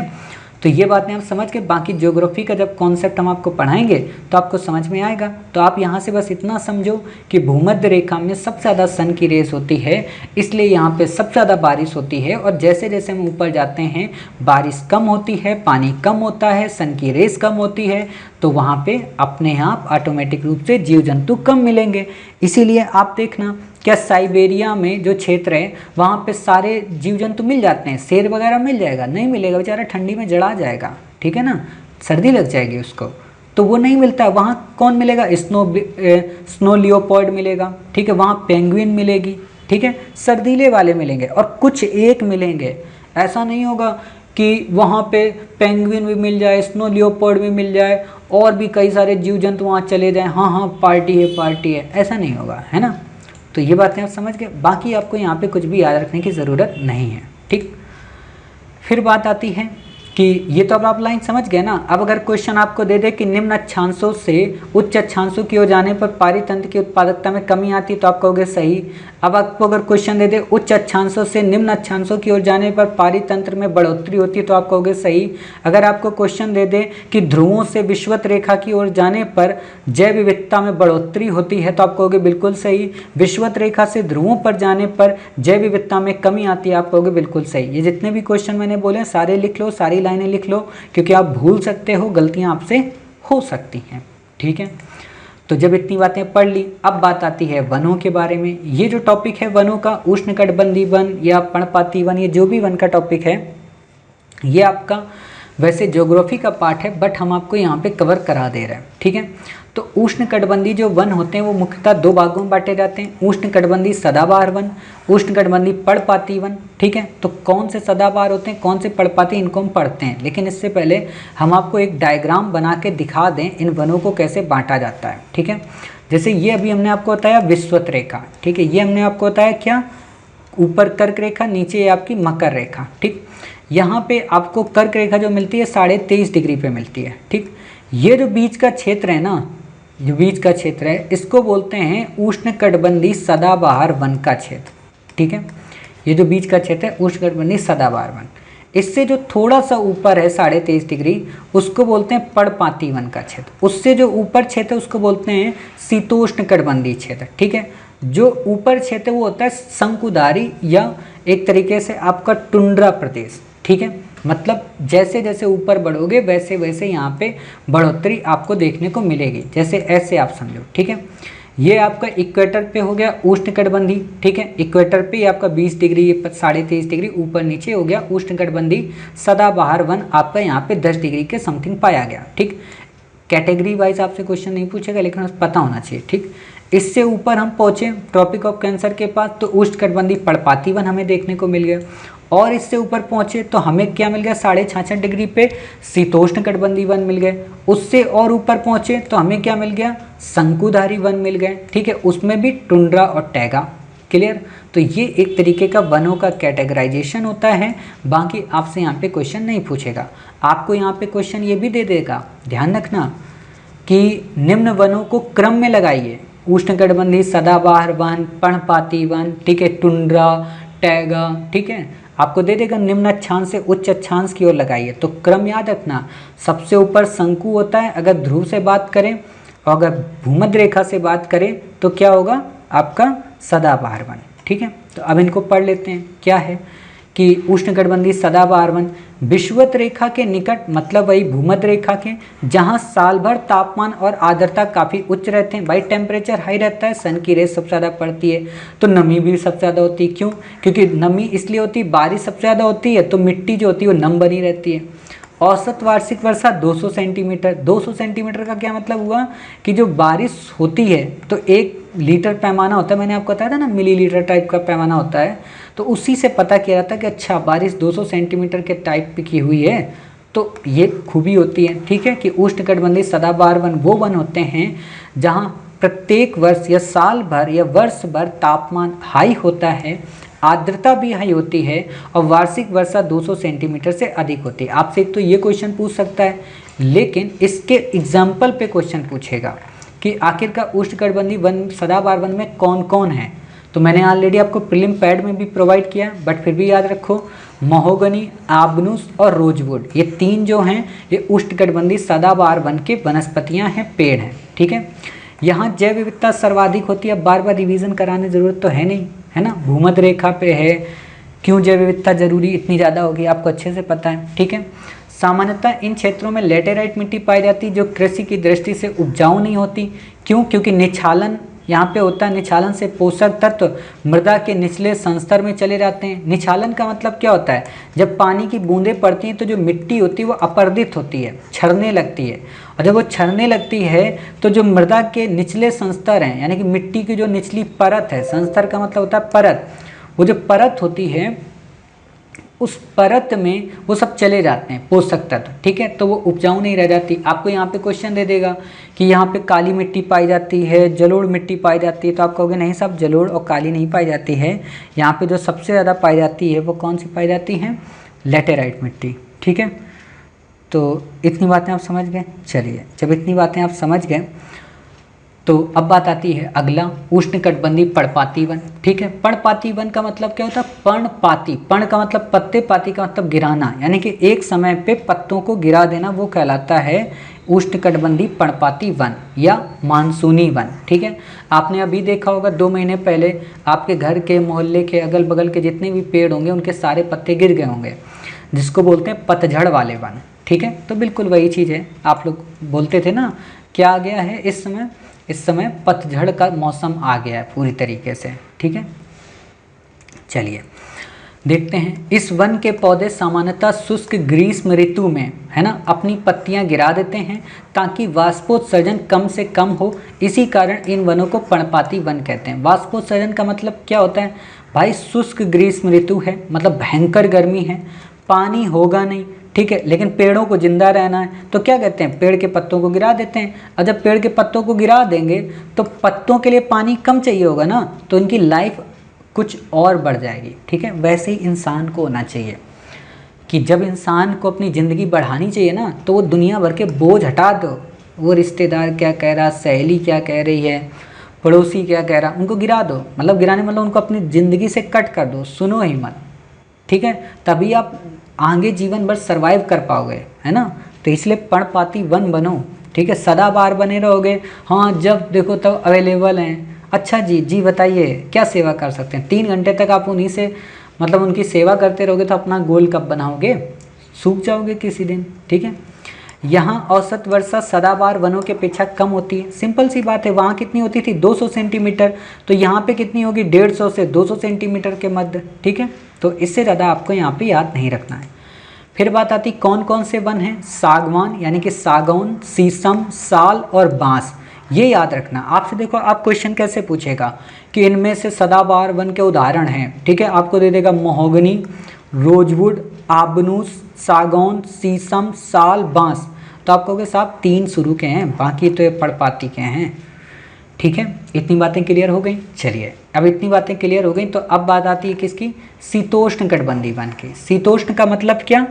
शीत प्लस उष्ण, मतलब ठंडी और प्लस गर्मी दोनों का मिक्सअप। ठीक है, देखो किसी भी चीज़ का जब हम संधि विच्छेद कर लेते हैं ना, तो चीज़ें हमें वो बहुत आसानी से और बहुत अच्छे तरीके से याद हो जाती हैं। ठीक है, तो शीत और प्लस उष्ण, तो दोनों की विशेषताएं होंगी। इन वनों को मध्य अक्षांशीय सदाबहार वन कहते हैं। मतलब जो अक्षांश होते हैं ना, अभी मैंने जो आपको ये देखो दिखाया था, ठीक है, तो ये मैंने आपको दिखाया, तो ये कितना 0 से 23.5 डिग्री तक आपका शीतोष्णकटिबंधीय, ठीक सॉरी उष्णकटिबंधीय। उसके बाद आपका 66.5 डिग्री पे, ठीक है, ये जो आपका क्षेत्र आया यहाँ पे हुआ आपका क्या? शीतोष्णकटिबंधीय वन, ये जो सर्कल है बीच का। ठीक, इसके बाद आपका सीधे आ जाएगा शीतकटिबंध के लोग। ठीक है, तो ऐसे आपको याद रखना है। तो इन वनों को मध्य अक्षांशीय सदाबहार वन और मध्य अक्षांशीय पर्णपाती वन कहते हैं, और भूमध्य सागरीय वनों के रूप में इन्हें वर्गीकृत किया जाता है। मतलब ये भूमध्य सागरीय वनों के रूप में भी जाने जाते हैं। भूमध्य रेखीय नहीं, भूमध्य सागरीय। दिखा देते हैं आपको क्यों कहा जाता है इनको भूमध्य सागरीय। तो आप ये देखिए, जैसे ये भूमध्य सागर का क्षेत्र है, ठीक है, तो 23.5 डिग्री तक तो ये हुए, उसके बाद ये शीतोष्ण हो गए। तो आप एक बात बताओ, 23.5 डिग्री आपकी कर्क रेखा कहाँ से होकर गुजर रही है? आपकी ये कर्क रेखा गुजर रही, इसके ऊपर क्या आता है? भूमध्य रेखा ही तो आती, भूमध्य सागर ही तो आता है। इसलिए इनको कई बार भूमध्य सागरीय हम वन भी कह देते हैं। ठीक है, क्यों? क्योंकि मेडिटेरियन सी से आते हैं। ठीक है, तो इतनी बातें आपको यहाँ पे याद रखनी, कन्फ्यूज़न नहीं बनाना है। ठीक, ये आपका भूमध्य सागरीय है। देखो आप लोग मैप भी देखा करो, ठीक है। जैसे मैंने आपको ये दिखाया कि ये 30 डिग्री नॉर्थ है, ये 23.5 डिग्री पे कर्क रेखा होती है, ऊपर 30 डिग्री हो गया, फिर 40 डिग्री हो गया। तो 23.5 के ऊपर जितना भी होता है वो शीतोष्ण होता है, उसके बाद 66.5 के बाद शीत आ जाता है, ठीक है। तो इतनी बातें हो गई। अब देखते हैं यहाँ पे मध्य अक्षांशी जो सदाबहार वन है, ये भी 2 टाइप के होते हैं ना, तो कौन कौन से हैं। एक तो चौड़ी पत्ती वाले वृक्ष जैसे लॉरेल, मैग्नोलिया, यूकेलिप्टस, ठीक है, ये वन है। मध्य अक्षांशी पर्णपाती वन क्या है, मानसूनी वनों के विपरीत इनकी पत्तियां शीत ऋतु में ठंड से बचने के लिए झड़ जाती हैं, ठीक है। तो ये गर्मी में नहीं गिराते, ये कब गिराते हैं, सर्दियों में अपनी पत्तियां गिराते हैं ताकि बेचारों को सर्दी ना लग पाए, ठीक है। जबकि जो मानसूनी वन है, पर्णपाती वन है, वो क्या करते हैं, गर्मियों में अपनी पत्तियां गिराते हैं, ठीक है। फिर बात आती है यहाँ पे क्या, हाँ ये मैंने आपको पढ़ा दिया, 1 मिनट रुकना, हाँ ये मैंने आपको पढ़ा दिया मध्य अक्षांशी पर्णपाती वन। फिर आता है कि कौन कौन से एग्जाम्पल हैं, जैसे वॉलनट, वॉलनट का मतलब अखरोट, ठीक है, मैपल, एस, चेस्टनट और बीच, ठीक है, इन सारे पेड़ों को यहाँ पे पाया जाता है। आपसे क्वेश्चन पूछा जा सकता है कि मध्य अक्षांशी पर्णपाती वनों के उदाहरण कौन कौन से, इस पे क्वेश्चन इस बार आएगा, ठीक है। तो इसलिए इस टॉपिक को अच्छे से कवर कर लो वनों को, और फिर ज्योग्राफी में क्योंकि तो हम आपको पढ़ाएंगे नहीं, तो यहाँ पे इसलिए हम आपको कवर करा दे रहे हैं, ठीक है। तो ये आपका कवर हो गया। फिर बात आती है भूमध्य सागरीय वन। अभी मैंने आपको बताया कि भूमध्य सागरीय वनों को ही शीतोष्ण कटिबंधीय वन के नाम से भी जाना जाता है। तो ये कहाँ पाए जाते हैं, मध्य अक्षांशों में, महाद्वीपों के पश्चिमी भागों में ये वन पाए जाते हैं, ठीक है। महाद्वीपों के पश्चिमी भागों का मतलब क्या हुआ कि जैसे ये स्पेन है, फ्रांस है, ठीक है, इस क्षेत्रों में सबसे ज़्यादा पाए जाते हैं, ठीक है। अब ध्यान देना यहाँ पे पाए जाते हैं इस देशों में, तो यहाँ पे नहीं पाए जाते महाद्वीपों के पूर्वी भागों में। इसीलिए देखना आप, यहाँ पे तो बिल्कुल रेगिस्तानी क्षेत्र हो जाता है ना, इसीलिए यहाँ पे देखो ग्रीन ग्रीन पूरा क्षेत्र है, क्योंकि यहाँ पे पेड़ पौधे सबसे ज़्यादा पाए जाते हैं। यहाँ मोरक्को के क्षेत्र में भी देखो ऊपर थोड़ा थोड़ा ग्रीन ग्रीन आपको मिल जाएगा, ठीक। तो यही बातें समझने वाली होती हैं। यहाँ ग्रीष्म ऋतु गर्म और शुष्क होती, जबकि शीत ऋतु ठंडी और आर्द्र होती है। मतलब समझे कि गर्मियों में यहाँ पे गर्मी होती है और बहुत ज़्यादा गर्मी होती है, जबकि सर्दियों में यहाँ ठंडी भी पड़ती है और बारिश भी होती है। अब मैं आपको एक दिमाग देता हूँ, ठीक है, दिमाग तो है आपके पास। जब सर्दियों में यहाँ पे सर्दी होती ना, तो यही सर्दी भूमध्य सागर का जो ये जल है यहाँ पे नमी खींचता है, और ये जल खींचते हुए खींचते खींचते शीतोष्ण कटिबंधीय चक्रवात के रूप में भारत में सर्दियों में बारिश कराता है, ठीक है। क्यों, क्योंकि उस समय जो भारत का मानसून है वो लौट रहा होता है, इसीलिए शीतोष्ण कटिबंधीय जो चक्रवात होता है उसके माध्यम से फिर बाद में बारिश होती है भारत के उत्तरी राज्यों में। आपने सर्दियों में बारिश सुनी होगी। आप जब शीतोष्ण कटिबंधीय चक्रवात पढ़ते हो तो उसके ओरिजिन के लिए आपको ऑप्शन में देता है कैस्पियन सी, भूमध्य सागर सी, तो आप बता देना भूमध्य सागर सी सर है, ठीक है। चलिए इतनी बातें हो गई। यहाँ वर्षा जाड़ों में होती है, बताने की जरूरत नहीं है। प्रमुख वृक्ष कौन है, कार्क, जैतून, पाइन, ठीक है। आपसे क्वेश्चन पूछ सकता है कि इन क्षेत्र के वनों में ग्रीष्म ऋतु गर्म और शुष्क होती है, जबकि शीत ऋतु ठंडी और आर्द्र होती है। यहाँ वर्षा जाड़ों में होती है। यहाँ के प्रमुख वृक्ष कार्क, जैतून, पाइन है। उपयुक्त विशेषताएं निम्न में से किस प्रकार के वनों की हैं, शीतोष्ण कटिबंधीय पर्णपाती वन, भूमध्य सागरीय वनों की, ठीक है। आपको दे देगा उष्ण कटिबंधीय सदाबहार वनों की या मानसूनी वनों की। तो आप बता देना साहब ये भूमध्य सागरीय वनों की प्रजाति हैं, ठीक है। तो ऐसे क्वेश्चन पूछेगा आप अच्छे से जवाब दे देंगे। ये प्रदेश रसदार फलों जैसे अंगूर, नींबू, नारंगी, अनार और नाशपाती इसके लिए जाना जाता है। इसीलिए देखना है यहाँ पे जो खट्टे फल होते हैं, इसीलिए यहाँ पे बड़े बड़े आपको शराब का वो मिल जाएगा, ठीक है। सबसे बड़े शराब उत्पादनकर्ता की यही क्षेत्र हैं, क्लियर। और इसीलिए आपको पता होना चाहिए किशमिश वगैरह भी या अंगूर वगैरह भी सबसे ज़्यादा वहीं से आते हैं, ठीक है। तो इससे ज़्यादा बाकी आपको यहाँ पे याद रखने की ज़रूरत है नहीं। फिर बात आती है शंकुधारी वन या टैगा वन, ठीक है। तो शंकुधारी वनों का विस्तार सभी वन क्षेत्रों में सबसे ज़्यादा है, मतलब जितने भी वन क्षेत्र हैं उनमें सबसे ज़्यादा शंकुधारी हैं, जबकि इनकी जो जैव विविधता है वो जैव विविधता इनकी सबसे कम है, ठीक है।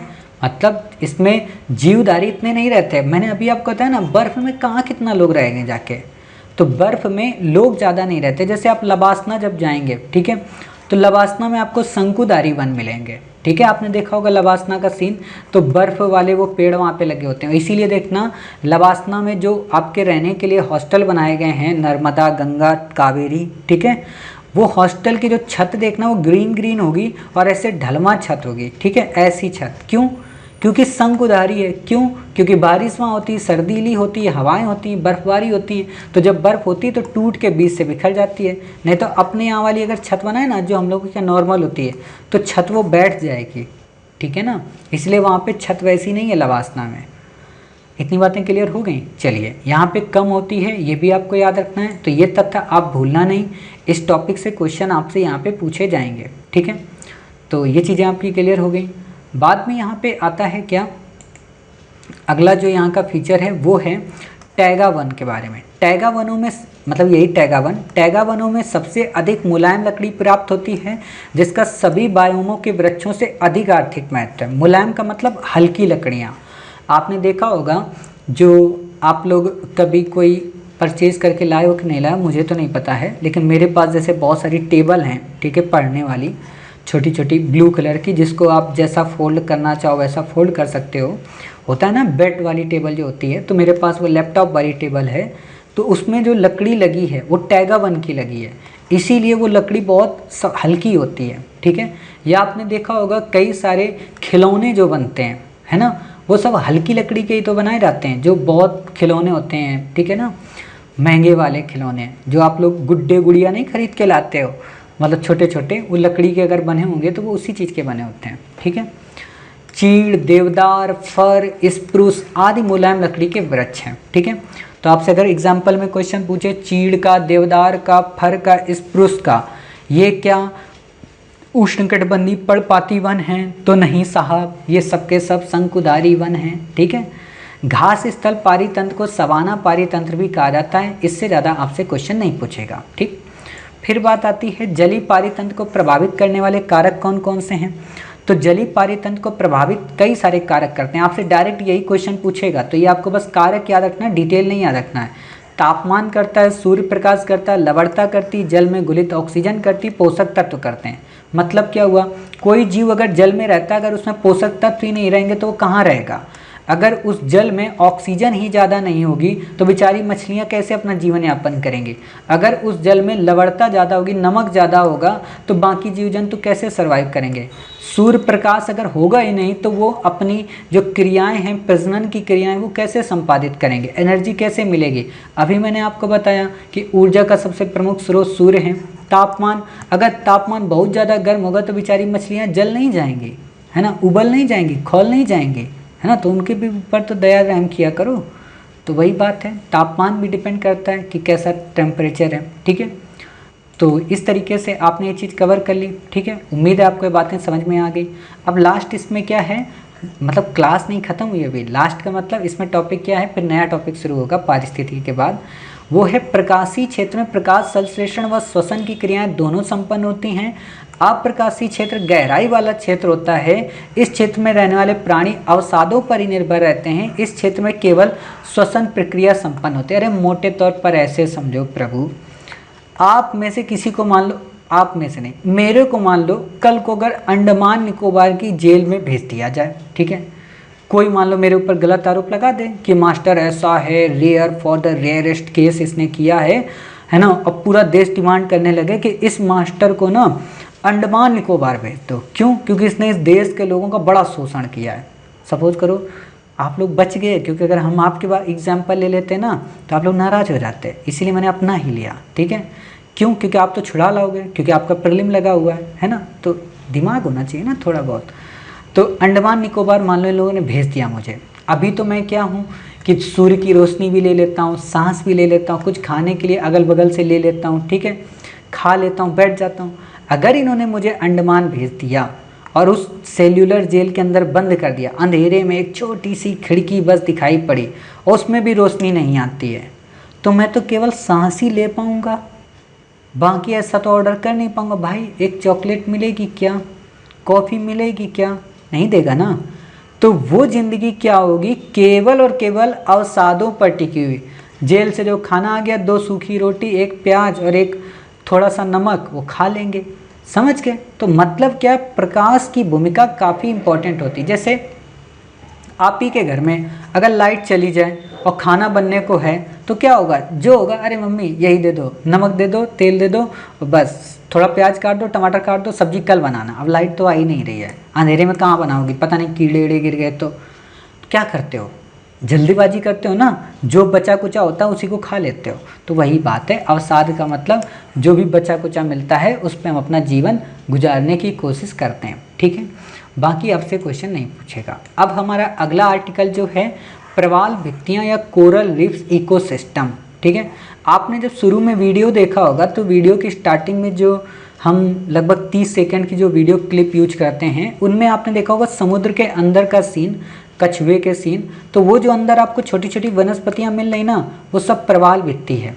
ठीक है, वो सब के सब प्रवाल भित्ति हैं। ठीक है, तो इससे ज़्यादा आपको नहीं याद रखना है, या हाँ बस इतना ही आप वहाँ पे याद रखिए। ठीक है, तो इतनी बातें आप समझ गए, या तो आपको यहाँ पे दिखाई देते हैं। ठीक है, तो आप ये देखिए, वीडियो आपके सामने देखो। ठीक है, तो इस वीडियो में देखो पूरा दिखाया जा रहा है कि कैसे कछुआ टहल रहा है, किस तरीके से अपनी क्रियाविधि कर रहा है। तो ये जो चित्र दिख रहा है ना आपको, ये जो पेड़ पानी के अंदर दिख रहा है, ये सब प्रवाल होते हैं, इन्हीं को बोलते हैं प्रवाल। ठीक है, तो उम्मीद है आप इतनी बातें समझ गए। बाकी बेसिक अब हम पढ़ते हैं। ठीक, एक काम करते हैं, सबसे पहले हम अपने पेन को बदल लेते हैं, क्योंकि पता नहीं प्रवाल भित्तियाँ नाराज़ हो जाएं और फिर दिक्कत आए, है ना। तो इसलिए प्रवाल भित्तियाँ नाराज़ ना हो पाएँ, इससे पहले हम अपने पेन को बदल लेते हैं। ठीक है, ताकि आप लोगों को भी किसी प्रकार की कोई दिक्कत ना आए। तो जैसे कि हम पेन रखते हैं ये। ठीक है, चलिए देखिए, जब भी आप लोग प्रवाल भित्तियों के बारे में पढ़ते हो, ठीक है, तो मैंने अभी आपको वीडियो दिखा दिया कि हाँ किस तरीके के प्रवाल भित्तियाँ होती हैं, किसको हम प्रवाल भित्तियाँ कहते हैं। आपसे क्वेश्चन ये नहीं पूछेगा कि प्रवाल भित्तियों का वीडियो कैसा था। ठीक है, आपसे जो क्वेश्चन पूछेगा वो इनकी क्राइटेरिया पे पूछता है कि आखिरकार प्रवाल भित्तियाँ पाई कहाँ पे जाती हैं। ठीक है, तो ये मुख्य रूप से उष्णकटिबंधीय सागरों 30 डिग्री नॉर्थ से 30 डिग्री साउथ, जैसे ये हमने पृथ्वी बनाई, ये हमारी भूमध्य रेखा, ये हमारी कर्क रेखा, ये हमारी मकर रेखा। ठीक है, तो ये रेखाएं हो गई। हमने आपको क्या बताया, ये कितने डिग्री पे होती है, 23.5 पे। तो इससे थोड़ा ऊपर और, ठीक है, इससे थोड़ा ऊपर मतलब 6.5 डिग्री ऊपर और 6.5 डिग्री नीचे और। ऊपर को बोलते हैं नॉर्थ, यानी कि इससे ऊपर जितना जाएगा ये बोलते हैं नॉर्थ। ठीक है, इससे नीचे जाएगा ये बोलते हैं साउथ। ये दोनों बातें ध्यान रखना। और एक बात और, जो मैंने पीछे आपको पढ़ाया है ना कि निम्न अक्षांश से उच्च अक्षांश की ओर जाने पर जैव विविधता बढ़ती, तो ऐसा इस पे भी क्वेश्चन पूछ लेगा आपको कि जैव विविधता की सबसे ज़्यादा मात्रा उत्तरी गोलार्ध में है, दक्षिणी में नहीं है। ठीक है, तो बिल्कुल भी नहीं, दोनों गोलार्धों में समान है। ठीक है, तो ये बातें आपको याद रखनी है। अब इसको ऊपर वाले को बोले नॉर्थ, तो नॉर्थ का मतलब क्या हुआ कि यहाँ पे जो 30 डिग्री की लाइन है ये वाली, ठीक है, और यहाँ पे साउथ में जो 30 डिग्री की लाइन है, मतलब ये लाइन और ये लाइन। ठीक है, अर्थात इसके जो बीच का ये पूरा क्षेत्र है ना, इस क्षेत्र में प्रवाल भित्तियाँ पाई जाती हैं। आपको क्वेश्चन क्या घुमा देगा कि प्रवाल मुख्य रूप से उष्णकटिबंधीय सागरों के 30 डिग्री नॉर्थ में पाए जाते हैं, 30 डिग्री साउथ में ये अनुपस्थित होते हैं। ठीक है, या आपको ऐसे दे देगा कि ये आपको 10 डिग्री नॉर्थ से 30 डिग्री नॉर्थ के मध्य पाए जाते हैं, क्योंकि आपको तो लगेगा नॉर्थ तो था, लेकिन ये नहीं लगेगा कि सर साउथ भी था। ठीक है, तो ये याद रखना, नॉर्थ और साउथ दोनों की। एक बार हम आपको मैप में दिखा देते हैं। तो जैसे आप ये देख रहे हो, ठीक है, ये हमारी इक्वेटर है यहाँ पे। ठीक है, इस जगह पे थोड़ा लाते हैं इसको, देखो ये हमारी इक्वेटर है। ठीक है, इक्वेटर में ये 30 डिग्री हुआ ना, तो ये 30 डिग्री यहाँ पे और ये 30 डिग्री ऊपर, इनके बीच में प्रवाल पाए जाते हैं। अब इन 30 डिग्री दोनों को ध्यान में रखना, ध्यान से। तो ये देखो 30 डिग्री है, ये देखो 30 डिग्री, यानी कि भारत में भी प्रवाल पाए जाते हैं। ठीक, अब यहाँ पे और देखो, यानी कि इन क्षेत्रों में भी प्रवाल पाए जाते हैं, इसके ऊपर नहीं पाए जाते। अगर आपको क्वेश्चन दे दे कि क्या प्रवाल की जो प्रजातियां वो रसिया में पाई जाती हैं, तो आप बताओगे साहब नहीं पाई जाती हैं, है ना, क्योंकि 30 डिग्री के नीचे पाए जाते हैं। ठीक, तो ये चीज़ें आपने देख लिया। अब देखते हैं इस पे आगे क्या है। पाए जाते हैं क्योंकि इनके जीवित रहने के लिए 20 डिग्री से 21 डिग्री सेल्सियस टेम्परेचर होना उपयुक्त है। मतलब क्या हुआ, अब एक बात आप समझे, यहाँ तक तो टेम्परेचर कितना रहता है, यहाँ तक टेम्परेचर 20 डिग्री से 30 डिग्री सेल्सियस के मध्य रहता है। उससे ऊपर आप जाओगे तो टेम्परेचर कम होगा ना, क्यों? क्योंकि बर्फबारी का क्षेत्र आने लगेगा, ठंडीला प्रदेश आने लगेगा। तो जब सर्दीला इलाका आएगा तो प्रवाल वहाँ पे हो नहीं पाएंगे, तो उपस्थित ही नहीं होंगे, बेचारे मर जाएंगे। तो इसलिए केवल इतने क्षेत्रों के मध्य ही ये पाए जाते हैं। ठीक है, तो आपको ये सारी कंडीशन याद रखना, ये तथ्य आप रख लो कि प्रवाल मुख्य रूप से उष्णकटिबंधीय सागरों 30 डिग्री नॉर्थ से 30 डिग्री साउथ के मध्य पाए जाते हैं, क्योंकि इनके जीवित रहने के लिए 20 डिग्री सेल्सियस से 21 डिग्री सेल्सियस तक का तापमान उपयुक्त होता है। ठीक है, फिर बात आती है जो प्रवाल हैं ये कम गहराई पर पाए जाते हैं, मतलब छिछले पानी में। अभी आपने वीडियो में देखा कि ऊपर छिछला पानी था, ठीक है, वहाँ पाए जाते हैं, क्योंकि अधिक गहराई पर सूर्य के प्रकाश व ऑक्सीजन की कमी होती है। अर्थात प्रवाल कब वर्क करते हैं? जब उनको सूर्य का प्रकाश मिलता है। कब वर्क करते हैं? जब उनको ऑक्सीजन मिलती है। अब यहीं पे बुद्धि लगाओ कि अगर उनको ऑक्सीजन कम मिली, यानी कि अगर प्रदूषित जो जल है, तो क्या वहाँ पे प्रवाल हो पाएंगे? नहीं हो पाएंगे। क्यों? क्योंकि वहाँ पे जो बीओडी है, बीओडी आपको मैंने पढ़ाया था ना, बायोलॉजिकल ऑक्सीजन डिमांड, ठीक है, करंट अफेयर्स मैंने पढ़ाया था। क्या होती है बायोलॉजिकल ऑक्सीजन डिमांड? का मतलब होता है वो ऑक्सीजन की मात्रा जो किसी भी जीव को जीवित रहने के लिए आवश्यक होती है। ठीक है, अब अगर ये जब कम हो जाएगी तो जीव अपने आप मरने लगेंगे। प्रकाश मतलब अगर ऊपर ही वहाँ पे पूरी काई जमा हो जाए तो नीचे प्रकाश जा ही नहीं पाएगा, और जब नीचे जा नहीं पाएगा तो वही बात है, बेचारे मर जाएंगे। ठीक है, और एक बात और बताऊं, प्रकाश सबसे ज़्यादा कहाँ मिलता है? भूमध्य के क्षेत्र में मिलता है, उष्णकटिबंधीय क्षेत्र में मिलता है, वहाँ पे तो मिलता नहीं है। ठीक है, तो इसलिए भी वहाँ पे नहीं होते। ठीक, अब बात आती है प्रवालों के विकास के लिए जल को अवसाद रहित होना चाहिए। मतलब अवसाद का मतलब क्या होता है? उसमें धूल, मिट्टी, कंकड़, पत्थर ये नहीं होने चाहिए। अगर प्रवाल गंदा होगा, मतलब वही अपशिष्ट जल होगा, कूड़ा करकट वाला जल होगा, तो प्रवाल पे पनप ही नहीं पाएंगे। मैंने पहले ही बताया ना, ऑक्सीजन चाहिए, और ये अवसाद वाले जो जल होंगे ये क्या करेंगे? ऑक्सीजन को ऑलरेडी कम कर देंगे। ठीक है, तो ये बातें आप समझ गए। अवसादों के कारण प्रवाल का मुख बंद हो जाता है और वो बेचारे मर जाते हैं। मतलब वही बात है, जितना कूड़ा करकट होता है उससे वो पूरा का पूरा ढक जाता है। जैसे आपने देखा होगा कई सारी गाड़ियाँ पुलिस स्टेशन के बाहर या कोर्ट के बाहर या आपके गली मोहल्ले में किसी का स्कूटर पड़ा होगा या कोई छोटी सी गाड़ी होगी, ठीक है, उसमें धूल, पेड़ भी उसमें उगाए, कुत्ते बिल्ली भी उसमें रहने लगे, है ना, तो वो पूरी तरह से खराब हो जाती है। इंपॉर्टेंट बात, प्रवाल भित्तियों को विश्व के सागरीय जैव विविधता का उष्ण स्थल माना जाता है, अर्थात इसमें सबसे ज़्यादा जैव विविधता पाई जाती है। ठीक है, तथा इसे समुद्र का वर्षावन भी कहते हैं। प्रवाल में जो रंग आता है, जो कलर होते हैं, लाल, है ना, ब्लू, ग्रीन, एल्गी, आप हमेशा पढ़ते हो ना, कोरल ब्लीचिंग, ये सारी चीज़ें तो जूजेंथली के कारण होता है। ठीक है, बाकी आपसे यहाँ पे कुछ क्वेश्चन नहीं आएगा। प्रवाल विरंजन क्या होता है? प्रवाल तो हमने पढ़ा, विरंजन का मतलब क्या हुआ? विरंजन का मतलब ये हुआ है कि जब वही प्रवाल बुढ़ापे की स्थिति में आ जाते हैं, या कहें जब जिनके साथ उनकी दोस्ती थी वो दोस्ती उनकी टूटने लगती है, तो बेचारे सूख के जर्जर हो जाते हैं और पूरी तरह से समाप्त होने लगते हैं। ठीक है, उसको बोलते हैं प्रवाल विरंजन। ये तो मैंने आपको नॉर्मल साधारण भाषा में बताया। पारिभाषिक रूप से अगर आप समझ गए तो चीज़ें अच्छे से समझ जाएंगे।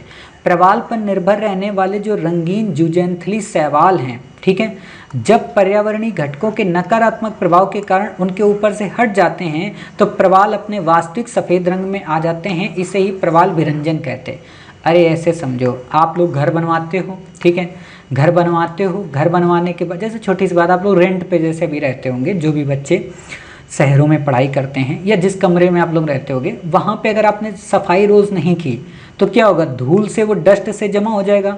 मान लो आप कहीं चले गए 2 साल के लिए, 2 साल बाद आओगे तो वहाँ पे आपको मकड़ी के जाले मिलेंगे खूब बड़े बड़े, है ना, तो क्या होता है कि उसका कलर जो पहले बढ़िया आपने नैरोलेक्स से पेंटिंग करवाई थी, एशियन प्रिंट से पेंटिंग करवाई थी, वो समाप्त हो जाती है।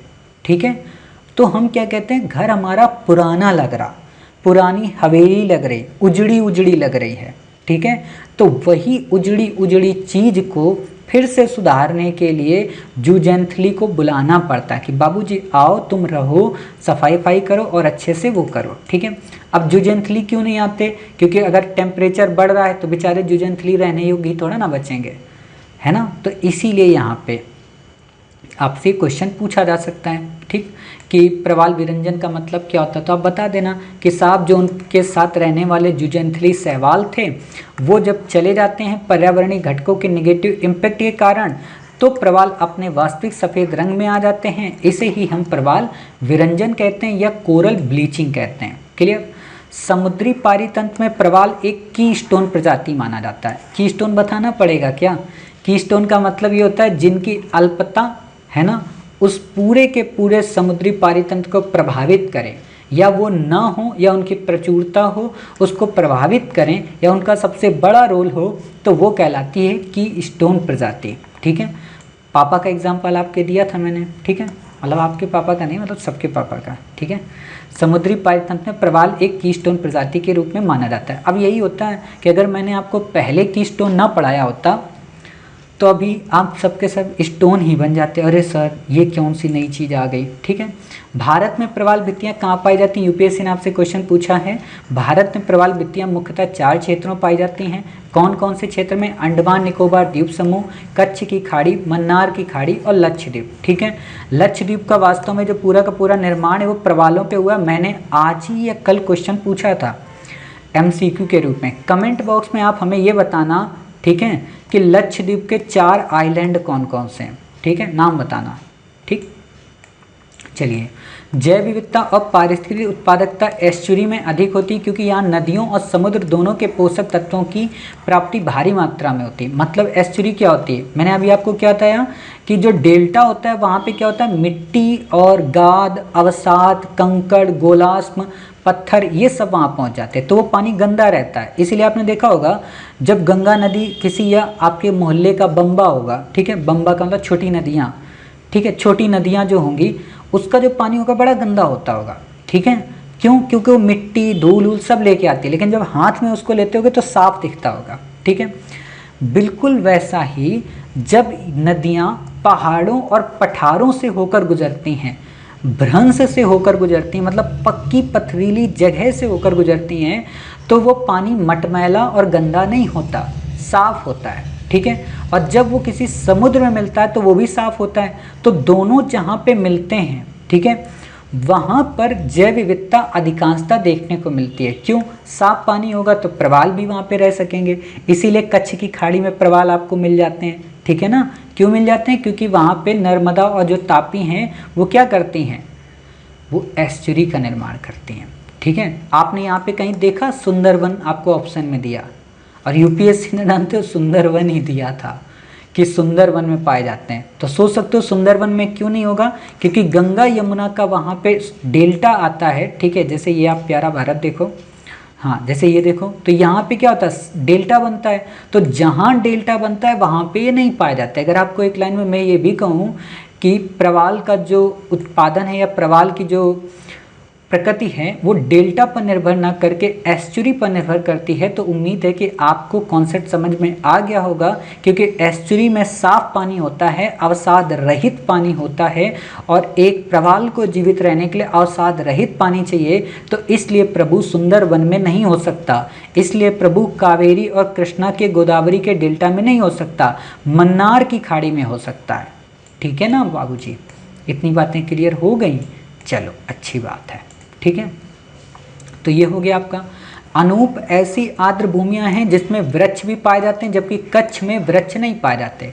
आप लोग हमेशा सुनते होगे ना कच्छ, और आप सुनते होगे अनूप वन, मतलब वेटलैंड्स टाइप के। ठीक है, तो दोनों दलदली क्षेत्र ही होते हैं, लेकिन उसमें भी कैटेगरी होती है क्या, कि जिनमें वृक्ष पाए जाते हैं उनको हम अनूप कह देते हैं, मतलब अनूप टाइप के दलदली क्षेत्र, और जिनमें वृक्ष नहीं पाए जाते उनको हम कच्छ का क्षेत्र कह सकते हैं। ठीक है, तो कच्छ का आप समझ गए, बाकी आपको यहाँ पे समझने की ज़रूरत नहीं है।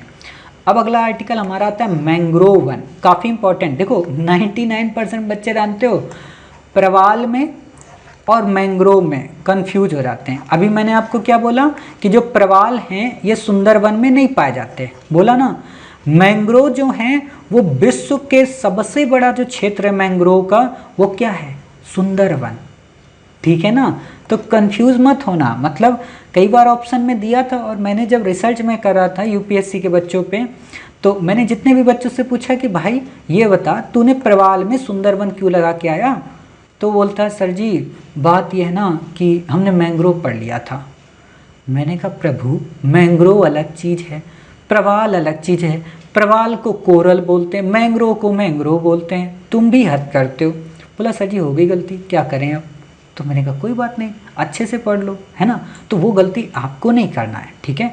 मैंग्रोव अलग चीज़ है, प्रवाल अलग चीज़ है। और आपको पता होना चाहिए मैंने मैंग्रोव पे प्रीलिम बूस्टर में भी आपको कवर कराया था, जो करंट अफेयर्स हमारी प्रीलिम बूस्टर है। आप में से जो बच्चे करंट अफेयर्स प्रीलिम बूस्टर हमारी नहीं करते हैं, ठीक है, वो किया करें, क्योंकि 70% जीएस हम आपको वहीं पे कवर करा देंगे। अगर आप हमारा 1 साल का करंट अफेयर्स देख लिए तो गारंटी इस बात की कि 70% आपका कवर हो जाएगा, ठीक है। तो उम्मीद है आप हमारी बात समझ गए। चलिए, मैंग्रोव पारितंत्र क्या होता है। मैंग्रोव सामान्यतः वे वृक्ष होते हैं जो उष्णकटिबंधीय और उपोष्णकटिबंधीय क्षेत्रों के तटों, ज्वार नद मुखों, ज्वारी क्रीक, पश्चजल, लैगून, पंख जमावों में विकसित होते हैं। आप में से अधिकांश बच्चे कहोगे सर उष्णकटिबंधीय तो पता है, उपोष्ण भी अभी बता दोगे तो समझ जाएंगे, लेकिन इससे पहले इन वर्डों का मतलब बता दो। ज्वार नद मुख, ज्वारी क्रीक, पश्चजल, लैगून और पंख जमाव, ठीक है। तो मैं आपको एक एक चीज़ बताता हूँ। जैसे ये मान लीजिए ऐसे करके, ठीक है, ऐसे ऐसे मान लीजिए, जैसे सुंदरवन का क्षेत्र है ना, सुंदरवन का क्षेत्र आपने देखा होगा, नदियाँ ऐसे अपनी धाराएं बनाती हैं वितरिका, ठीक है। तो ये जो पंख टाइप का बन गया इसको बोलते हैं पंख जमाव, है ना। पंजे की तरह का जो दलदली क्षेत्र बन गया, ये बन गया पंख जमाव। इतनी बातें क्लियर हो गई। चलिए, इतनी बातें आपकी क्लियर हो गई। फिर आता है पश्चजल। तो जैसे केरल का ये आप देखते हो तटीय क्षेत्र ऐसा है, ठीक है। केरल के तटीय क्षेत्र के पास यहाँ पे लेक है वेम्बनाथ, ठीक है। तो वेम्बनाथ लेक में पानी इधर से आता है और ये ऐसा बंद है, ठीक है, पतली पट्टी बनी है, इसको बोलते हैं पश्चजल, ठीक है। ये हो गया पश्चजल, आपका क्लियर हो गया। चलिए, इतना पश्चजल हो गया। अब लैगून क्या होता है। लैगून होता है जब नदियाँ ऐसे ऐसे अपना बहती हैं ना, और बहते समय अपनी जब धारा को बदल देती हैं, ठीक है, और धारा को बदलने के बाद जो उनका क्षेत्र थोड़ा सा रह जाता है, नदी से कट जाता है, वो लैगून कहलाते हैं। जैसे लैगून झील आप हमेशा सुनते हो, ठीक है, वो लैगून झील बन जाती हैं, ठीक। ज्वार नद मुख मतलब जो जैसे ज्वार का जो क्षेत्र होता है ना, जैसे नर्मदा जहाँ जाती है कच्छ में, ठीक है, खंभात में, ठीक है, तो वहाँ पे जो नदियों से समुद्र मिलता है वो कहलाता है ज्वार नद मुख, ठीक है। ज्वारी क्रीक वहीं पे पट्टी होती है, उसको ज्वारी क्रीक बोलते हैं। एक बार मैप में आपको सारी चीज़ें दिखा दें। देखो ये जो क्षेत्र है ना, ये यहाँ पे देखो जैसे ये मिल रहा है, ठीक है, ये जो क्षेत्र मिल रहा है, ठीक, ये हो गया आपका ज्वार नद मुख, ठीक।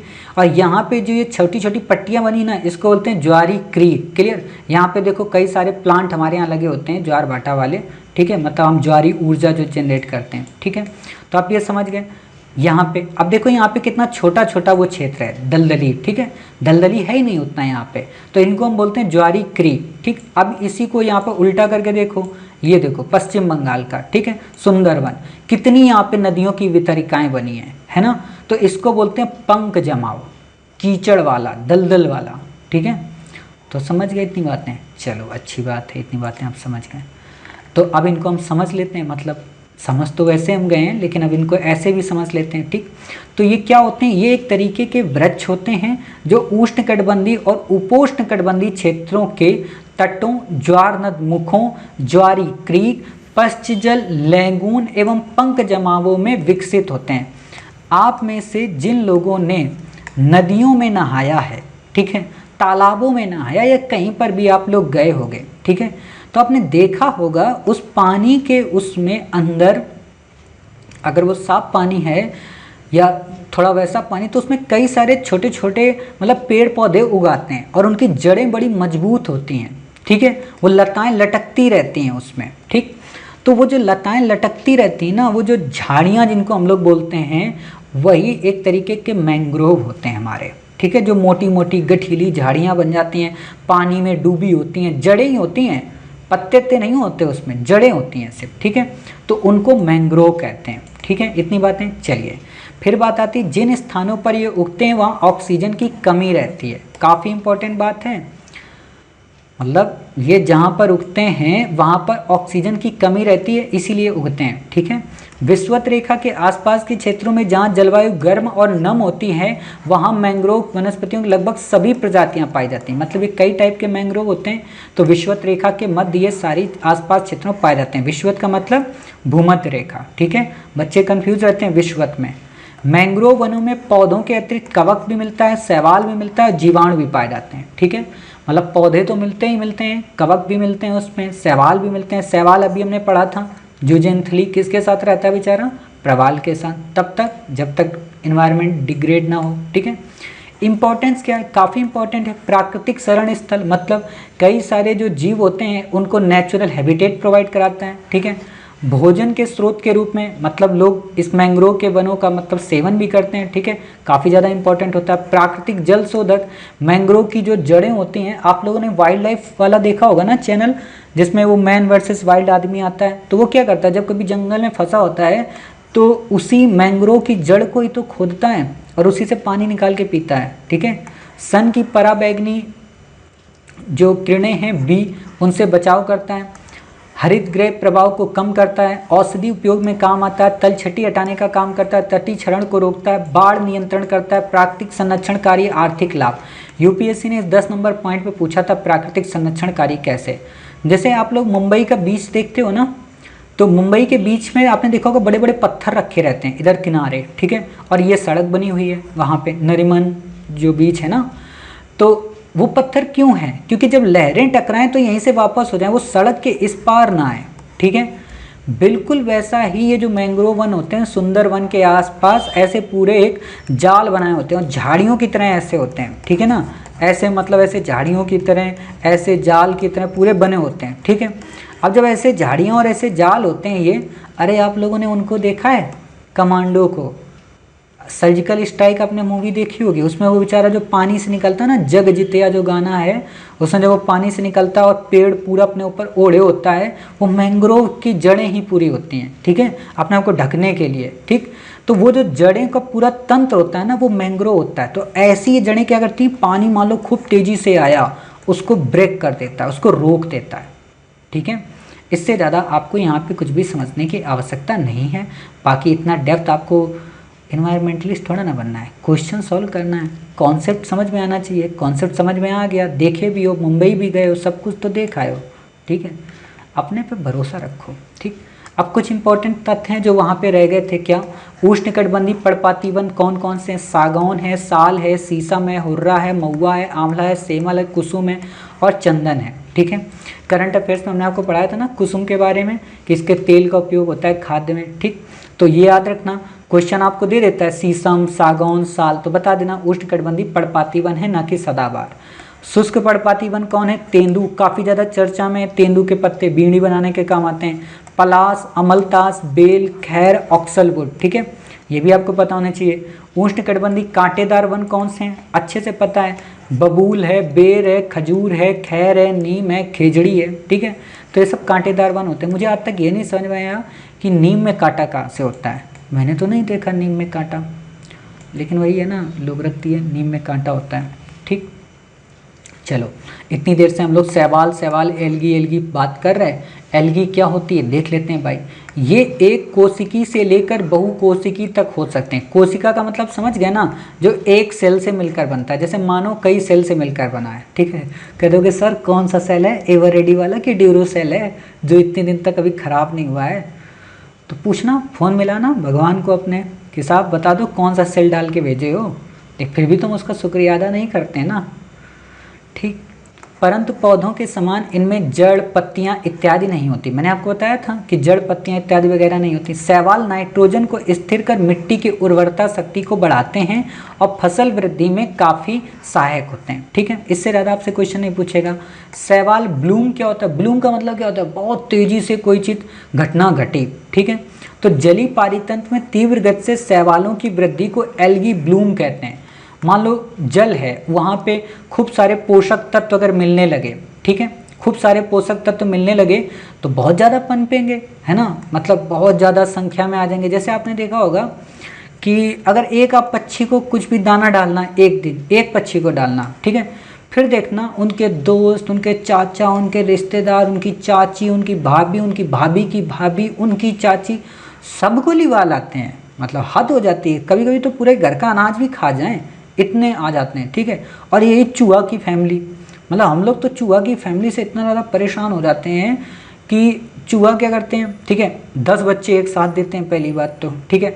अब 10 बच्चे दे दिए तो मेरे पिताजी भी मतलब बड़े महानुभाव हैं, उन चूहों को क्या करते हैं, सारे उन बच्चों को सफाई करेंगे बढ़िया पोंछ के कपड़े से, फिर सबको रख देंगे और चुपचाप बैठ के देखेंगे कि अब चूहिया आई, देखो 1 को ले गई, 2 को ले गई, 3 को ले गई, 4 को ले गई, 5 को ले गई, ठीक है। तो हम लोग यही सोचते हैं कि बताओ इतने चूहे बच्चे दे रहे हैं, ठीक है, ये तो पूरी जनसंख्या वृद्धि कर लेंगे, इनका भी कायदे से जनसंख्या नियंत्रण होना चाहिए। तो चूहे क्यों वृद्धि दे रहे हैं, मस्त खाने को मिल रहा है, घर में जहाँ मर्जी आई कुछ ना कुछ अगर पड़ा है खा गए आराम से, रोटी देखी नहीं, मतलब इधर सिस्टर रोटी बनाती है, ठीक है, और 2-3 चूहिया बैठी रहेंगे और उसे देखती रहेंगे, हाँ कुछ डालोगी, डाल दिया रहेगा। एक बार तो गिलहरी हमारे यहाँ, मतलब उसको हम लोग डालने लगे तो वो अपने मतलब 3-4 बच्चे पैदा कर दी और उनको छोटे छोटे बिल्कुल छोटे छोटे बच्चे आके हमारे पूरे घर में उधम मचाते हैं, ठीक है। तो उनको फिर रोज़ रोटी डालने लगे, आज वो 10-20 हो गई पूरी तरीके, तो बढ़ाते रहते हैं ना। तो बिल्कुल वैसा ही शैवाल में, ठीक है, इनको जब खाने के लिए हर चीज़ मिलने लगती है तो ये भी वृद्धि करते हैं, ठीक है। साइनोबैक्टीरिया इसके लिए उत्तरदायी होता है जो एल्गी ब्लूम की प्रक्रिया को संपादित करता है। किसी जलीय क्षेत्र या समुद्र के फाइटोप्लैंक्टन, फाइटो का मतलब क्या होता है, पेड़ पौधे, ठीक है, प्लैंक्टन का मतलब जो पेड़ों के साथ में रहता है, ठीक है, तीव्र वृद्धि हो जाती है जिससे समुद्र का रंग परिवर्तित हो जाता है, तो उसे सामान्यतः हम रेड टाइड कहते हैं, मतलब लाल ज्वार। आपको पता होना चाहिए, इसे हमने अभी करंट में आपको पढ़ाया था, ठीक है, करंट अफेयर्स जो आपने देखी होगी उसमें मैंने आपको ऑलरेडी शैवाल के बारे में, रेड टाइड के बारे में दोनों चीज़ें पढ़ाई हैं, ठीक। तो आप इतना याद रखना, शैवाल एक कोशिकी से बहुकोशिकीय होते हैं, नाइट्रोजन को स्थिरीकरण करके जो फसल है उसमें वृद्धि करते हैं। शैवाल ब्लूम क्या होता है, जब इनकी गति तीव्र रूप से बढ़ जाती है। साइनोबैक्टीरिया इसके लिए उत्तरदायी होता है। किसी जलीय क्षेत्र या समुद्र के जो फाइटोप्लैंक्टन है उसमें तीव्र वृद्धि हो जाती है जिससे समुद्र का जो रंग है वो परिवर्तित हो जाता है, ठीक है। अब बात आती है पारिस्थितिकी तंत्र के प्रकार, मतलब कैसे कार्य करती है, मतलब पूरा का पूरा जो इकोलॉजी है वो कैसे वर्क करती है, ठीक है। तो ऊर्जा का प्रभाव पारिस्थितिकी तंत्र में जैविक एवं अजैविक पदार्थों के वितरण एवं संचरण में सहायक होता है। मोटी सी बात है, धूप पढ़ा है ना, धूप कौन कहता है, जादू, है ना। धूप चाहिए उसको, एनर्जी चाहिए, तो जैसी एनर्जी मिलेगी वो बेचारा वैसे ही वहाँ पे रहेगा। ऐसा इनके साथ भी है, जिसको धूप मिलेगी, जिसको बाहरी संसाधन मिलेंगे वो वहाँ पे रहेंगे, ठीक है। कौन सबसे बड़ा स्रोत है, सोलर एनर्जी। सौर ऊर्जा प्रत्यक्ष और अप्रत्यक्ष रूप से जैवमंडलीय पारिस्थितिक तंत्र पदार्थों के संचरण, चक्रण और पुनर्चक्रण में सहायक होता है। इनका मतलब क्या हुआ, संचरण का मतलब होता है एक स्थान से दूसरे स्थान पे जाना, ठीक है, उसको खा लेना, फिर उसको बाहर निकाल देना और निकालने के बाद वो फिर पेड़ बन जाना, चक्रण हो गया। और यही चक्रण की प्रोसेस जब बार बार होती रहती है तो इसको पुनर्चक्रण बोलते हैं। जैसे छोटी सी बात, मान लो आप लोग इलाहाबाद से आम मंगवाए, मलिहाबादी दशहरी आम, ठीक है। इलाहाबाद से आम आपने कहाँ मंगवाया, दिल्ली में, ठीक है, झारखंड में भी मंगवा लिया। मान लो कुछ बच्चे होते हैं सर रात दिन दिल्ली के पीछे पड़े हो, मोदी भी दिल्ली, आप भी दिल्ली। मान लो झारखंड से मंगवा लिए, राजस्थान भेज दिए, राजस्थान में तो आम उतने नहीं होते ना, तो इलाहाबाद का आम हमने राजस्थान में भेज दिया। राजस्थान के लोगों ने आम खाया, आम खा के उसकी गुठली तो फेंकेंगे ना, अब उन्होंने फेंक दी गुठली अपने ही खेतों में, 100 गुठलियों ने बढ़िया पेड़ उगा दिए। बरसात का मौसम चल रहा है, अब वो पेड़ आ गए, धीरे धीरे पेड़ बड़े हो गए, अब उसमें भी फल आने लगे। अब राजस्थान वालों ने क्या किया, यहाँ के फल खाने लगे, ठीक है, यहाँ से फिर दूसरी जगह जाने लगे। ऐसी चीज़ें बनती रहती हैं, तो इसी को बोलते हैं चक्रण और पुनर्चक्रण। लेकिन कब, अगर वहाँ सूर्य की रोशनी पहुँचती है तब, अगर वहाँ अंधेरा है तो थोड़ा ना हो पाएगा, कमरे के अंदर आप थोड़ा ना आम का पेड़ उगा पाओगे, ठीक है ना। तो ये बातें इतनी समझ गए आप। चलिए फिर बात आती है पारिस्थितिकी तंत्र में ऊर्जा का प्रवाह एक दिशान्मुख होता है। कितनी बार आप पढ़ोगे, पढ़ा तो दिया था, ठीक। अगर एक बार उपयोग हो जाए तो खर्च हो जाती, पुनः उपयोग नहीं हो पाता। मतलब जो पारिस्थितिकी तंत्र में ऊर्जा है वो चक्री नहीं है, केवल एक दिशी है, ठीक है। किसी भी पारिस्थितिकी तंत्र में प्रति इकाई समय एवं प्रति इकाई क्षेत्र में जीवित पदार्थों के सकल शुष्क भार को बायोमास कहते हैं। कई बार मैंने आपको पढ़ाया बायोमास। तो बायोमास क्या होता है, किसी भी पारिस्थितिक तंत्र में प्रति इकाई समय में, मान लो एक कोई समय है, उस समय का एक कोई क्षेत्र है, उसमें कोई जीवित पदार्थ हैं, उनका जो शुष्क भार है वो कहलाता है बायोमास। शुष्क भार का मतलब उसके अंदर से पानी आनी निकाल दो, ठीक है, तो उसको किया जाता है शुष्क भार। ठीक, बायोमास के अंतर्गत पौधों तथा जंतुओं के शुष्क भार को सम्मिलित किया जाता है। ठीक है, खाद्य जाल किसी पारितंत्र में एक दूसरे से संयोजित खाद्य श्रृंखला का एक नेटवर्क है। एक जंतु विभिन्न खाद्य श्रृंखलाओं का सदस्य हो सकता है। ठीक है, खाद्य जाल किसी पारिस्थितिक तंत्र में एक दूसरे से संयोजित खाद्य श्रृंखलाओं का नेटवर्क है। मैंने आपको पढ़ाया था ना सांप के एग्जाम्पल से, सांप के, मोर से, शेर से। ठीक, तो इसमें क्या होता है, खाद्य श्रृंखलाएं कई होती हैं, तो उन्हीं का परस्पर एक मेल बनता है खाद्य जाल। एक जंतु जो होता है वो विभिन्न खाद्य श्रृंखलाओं का सदस्य हो सकता है। खाद्य श्रृंखला मतलब जैसे कोई सांप का सदस्य हो सकता है, मतलब सांप की फैमिली का, कोई मोर की फैमिली का, कोई किसी फैमिली का। ठीक है, तो इसमें सोचने वाली बात ही नहीं है। अब बात आती है अलग से दो बातें, एक है बायो एक्यूमुलेशन यानी कि जैव संचयन, और एक है बायो आगुमेंटेशन यानी कि जैव आवर्धन। ठीक है, आपको जैव संचयन, जैव आवर्धन देगा, मुझे नहीं लगता, बहुत कठिन है, हिंदी इतनी यूपीएससी ऐसा नहीं यूज करता। आपको देगा हमेशा बायो एक्यूमुलेशन और बायो आगुमेंटेशन। ठीक है, तो याद रखना क्या होता है। जैव संचयन ये दर्शाता है कि किस प्रकार प्रदूषक खाद्य श्रृंखला के भीतर पहुंचते हैं। ठीक है, मतलब कोई भी प्रदूषक पदार्थ है, कोई एलिमेंट है, कैसे वो किसी खाद्य श्रृंखला में पहुंचता है, अभी मैं बताऊंगा इसको एक्सप्लेन करके। ठीक है, प्रदूषक विशेषता अनिम्नीकृत प्रदूषक पारितंत्र के, अनिम्नीकृत का मतलब जो डिग्रेड नहीं हो पाते, अनिम्नीकृत के भीतर विभिन्न पोषण स्तर से गुजरते हैं। इसमें संदूषक के अंतर्ग्रहण और संग्रहण की दर निष्कासन से अधिक होती है। आपको लग रहा होगा सर ये क्या है, छोटा सा एग्जाम्पल आप ही के जीवन से। ठीक है, बचपन में आपने बहुत गलतियां की होंगी, मे भी किसी ने नकल की हो वाकई में, हालांकि आप लोग तो ईमानदार हैं, नकल तो कभी नहीं की होगी, फिर भी आपके दोस्त ने की होगी नकल। स्कूल में वो क्या लेके जाता था, पर्ची, पर्ची उसको लेके गया होगा। हालांकि पर्ची तो अच्छी चीज़ है, अभी बताऊंगा क्यों, लेकिन एग्जाम्पल इसी को समझना, पर्ची को। ठीक है, पर्ची वो लेकर गया, जब वो पर्ची लेकर गया मास्टर ने देखा तो उसने बोला नहीं सर पर्ची नहीं है, पर्ची नहीं। जब तलाशी लेने वाली हुई तो क्या किया, वो पर्ची मुंह में खा गया, ध्यान देना, पर्ची खा गया। अब वो पर्ची खा गया, फिर पानी भी पी लिया। ठीक है, पर्ची उल्टी तो नहीं कर पाया। क्या सुबह उसने पोट्टी में पर्ची निकाली होगी, नहीं निकली होगी ना, पोट्टी में क्या हो गई होगी, डिग्रेड हो गई होगी, मतलब खाने में पेट के अंदर वो मिक्सअप हो गई होगी।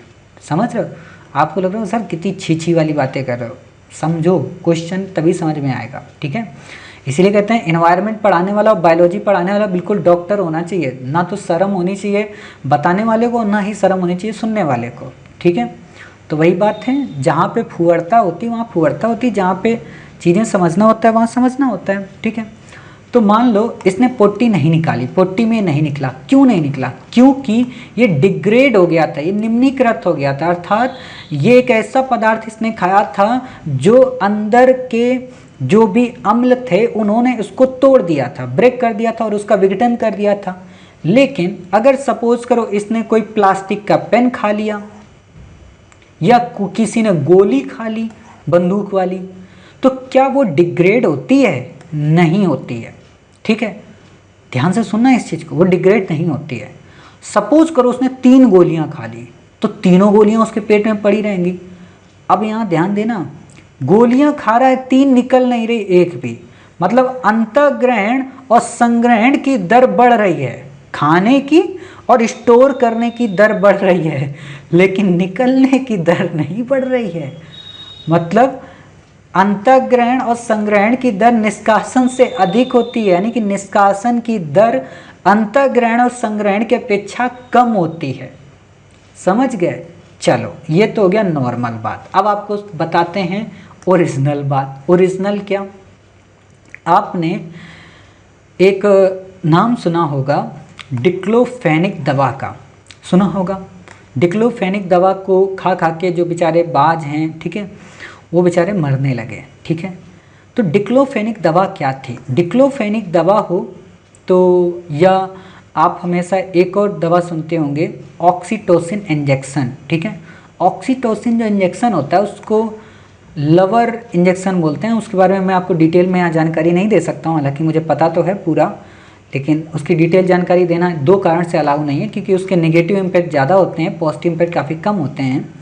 और मैंने ह्यूमन ट्रायल भी देखा है रियलिटी में, तो इसलिए मुझे बड़ा अजीब लगता है, इसलिए मैं उस पर बात नहीं करता हूँ, पर्सनली ही किसी को बताता हूँ, ठीक है।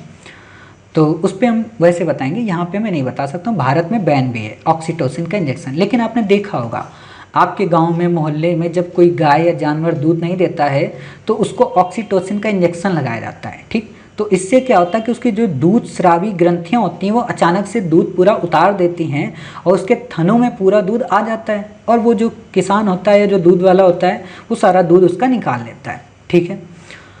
वही ऑक्सीटोसिन इंजेक्शन और वही डिक्लोफेनिक जो दवा है उसका जब सेवन कराया जाता है, किसी को भी जानवर को जब सेवन कराया जाता है, मान लो जानवर घास खाता है, कोई सब्जियां खाता है, कोई और भी चरी वगैरह खाता है, भूसा वगैरह खाता है, तो कहीं से भी अगर उसका छोटा छोटा इंग्रेडिएंट्स भी अगर उसमें मिल गया जानवर के अंदर, ठीक है, या छोटा छोटा इंग्रेडिएंट्स अगर मानव को मिल गया, जैसे मानव को आपने देखा होगा अंगूर आप लोग खाते होंगे, तो अंगूर में डीडीटी का या किसी और बड़े महंगे केमिकल का छिड़काव किया जाता है। क्यों? क्योंकि ज़्यादा दिनों तक बना रहे, तो वो देखना ऊपर सफ़ेद सफ़ेद लगता है। काले अंगूर में सबसे ज़्यादा दवा होती है। कुछ जो सेब आते हैं विदेश के उसमें भी दवा लगी होती है, ठीक।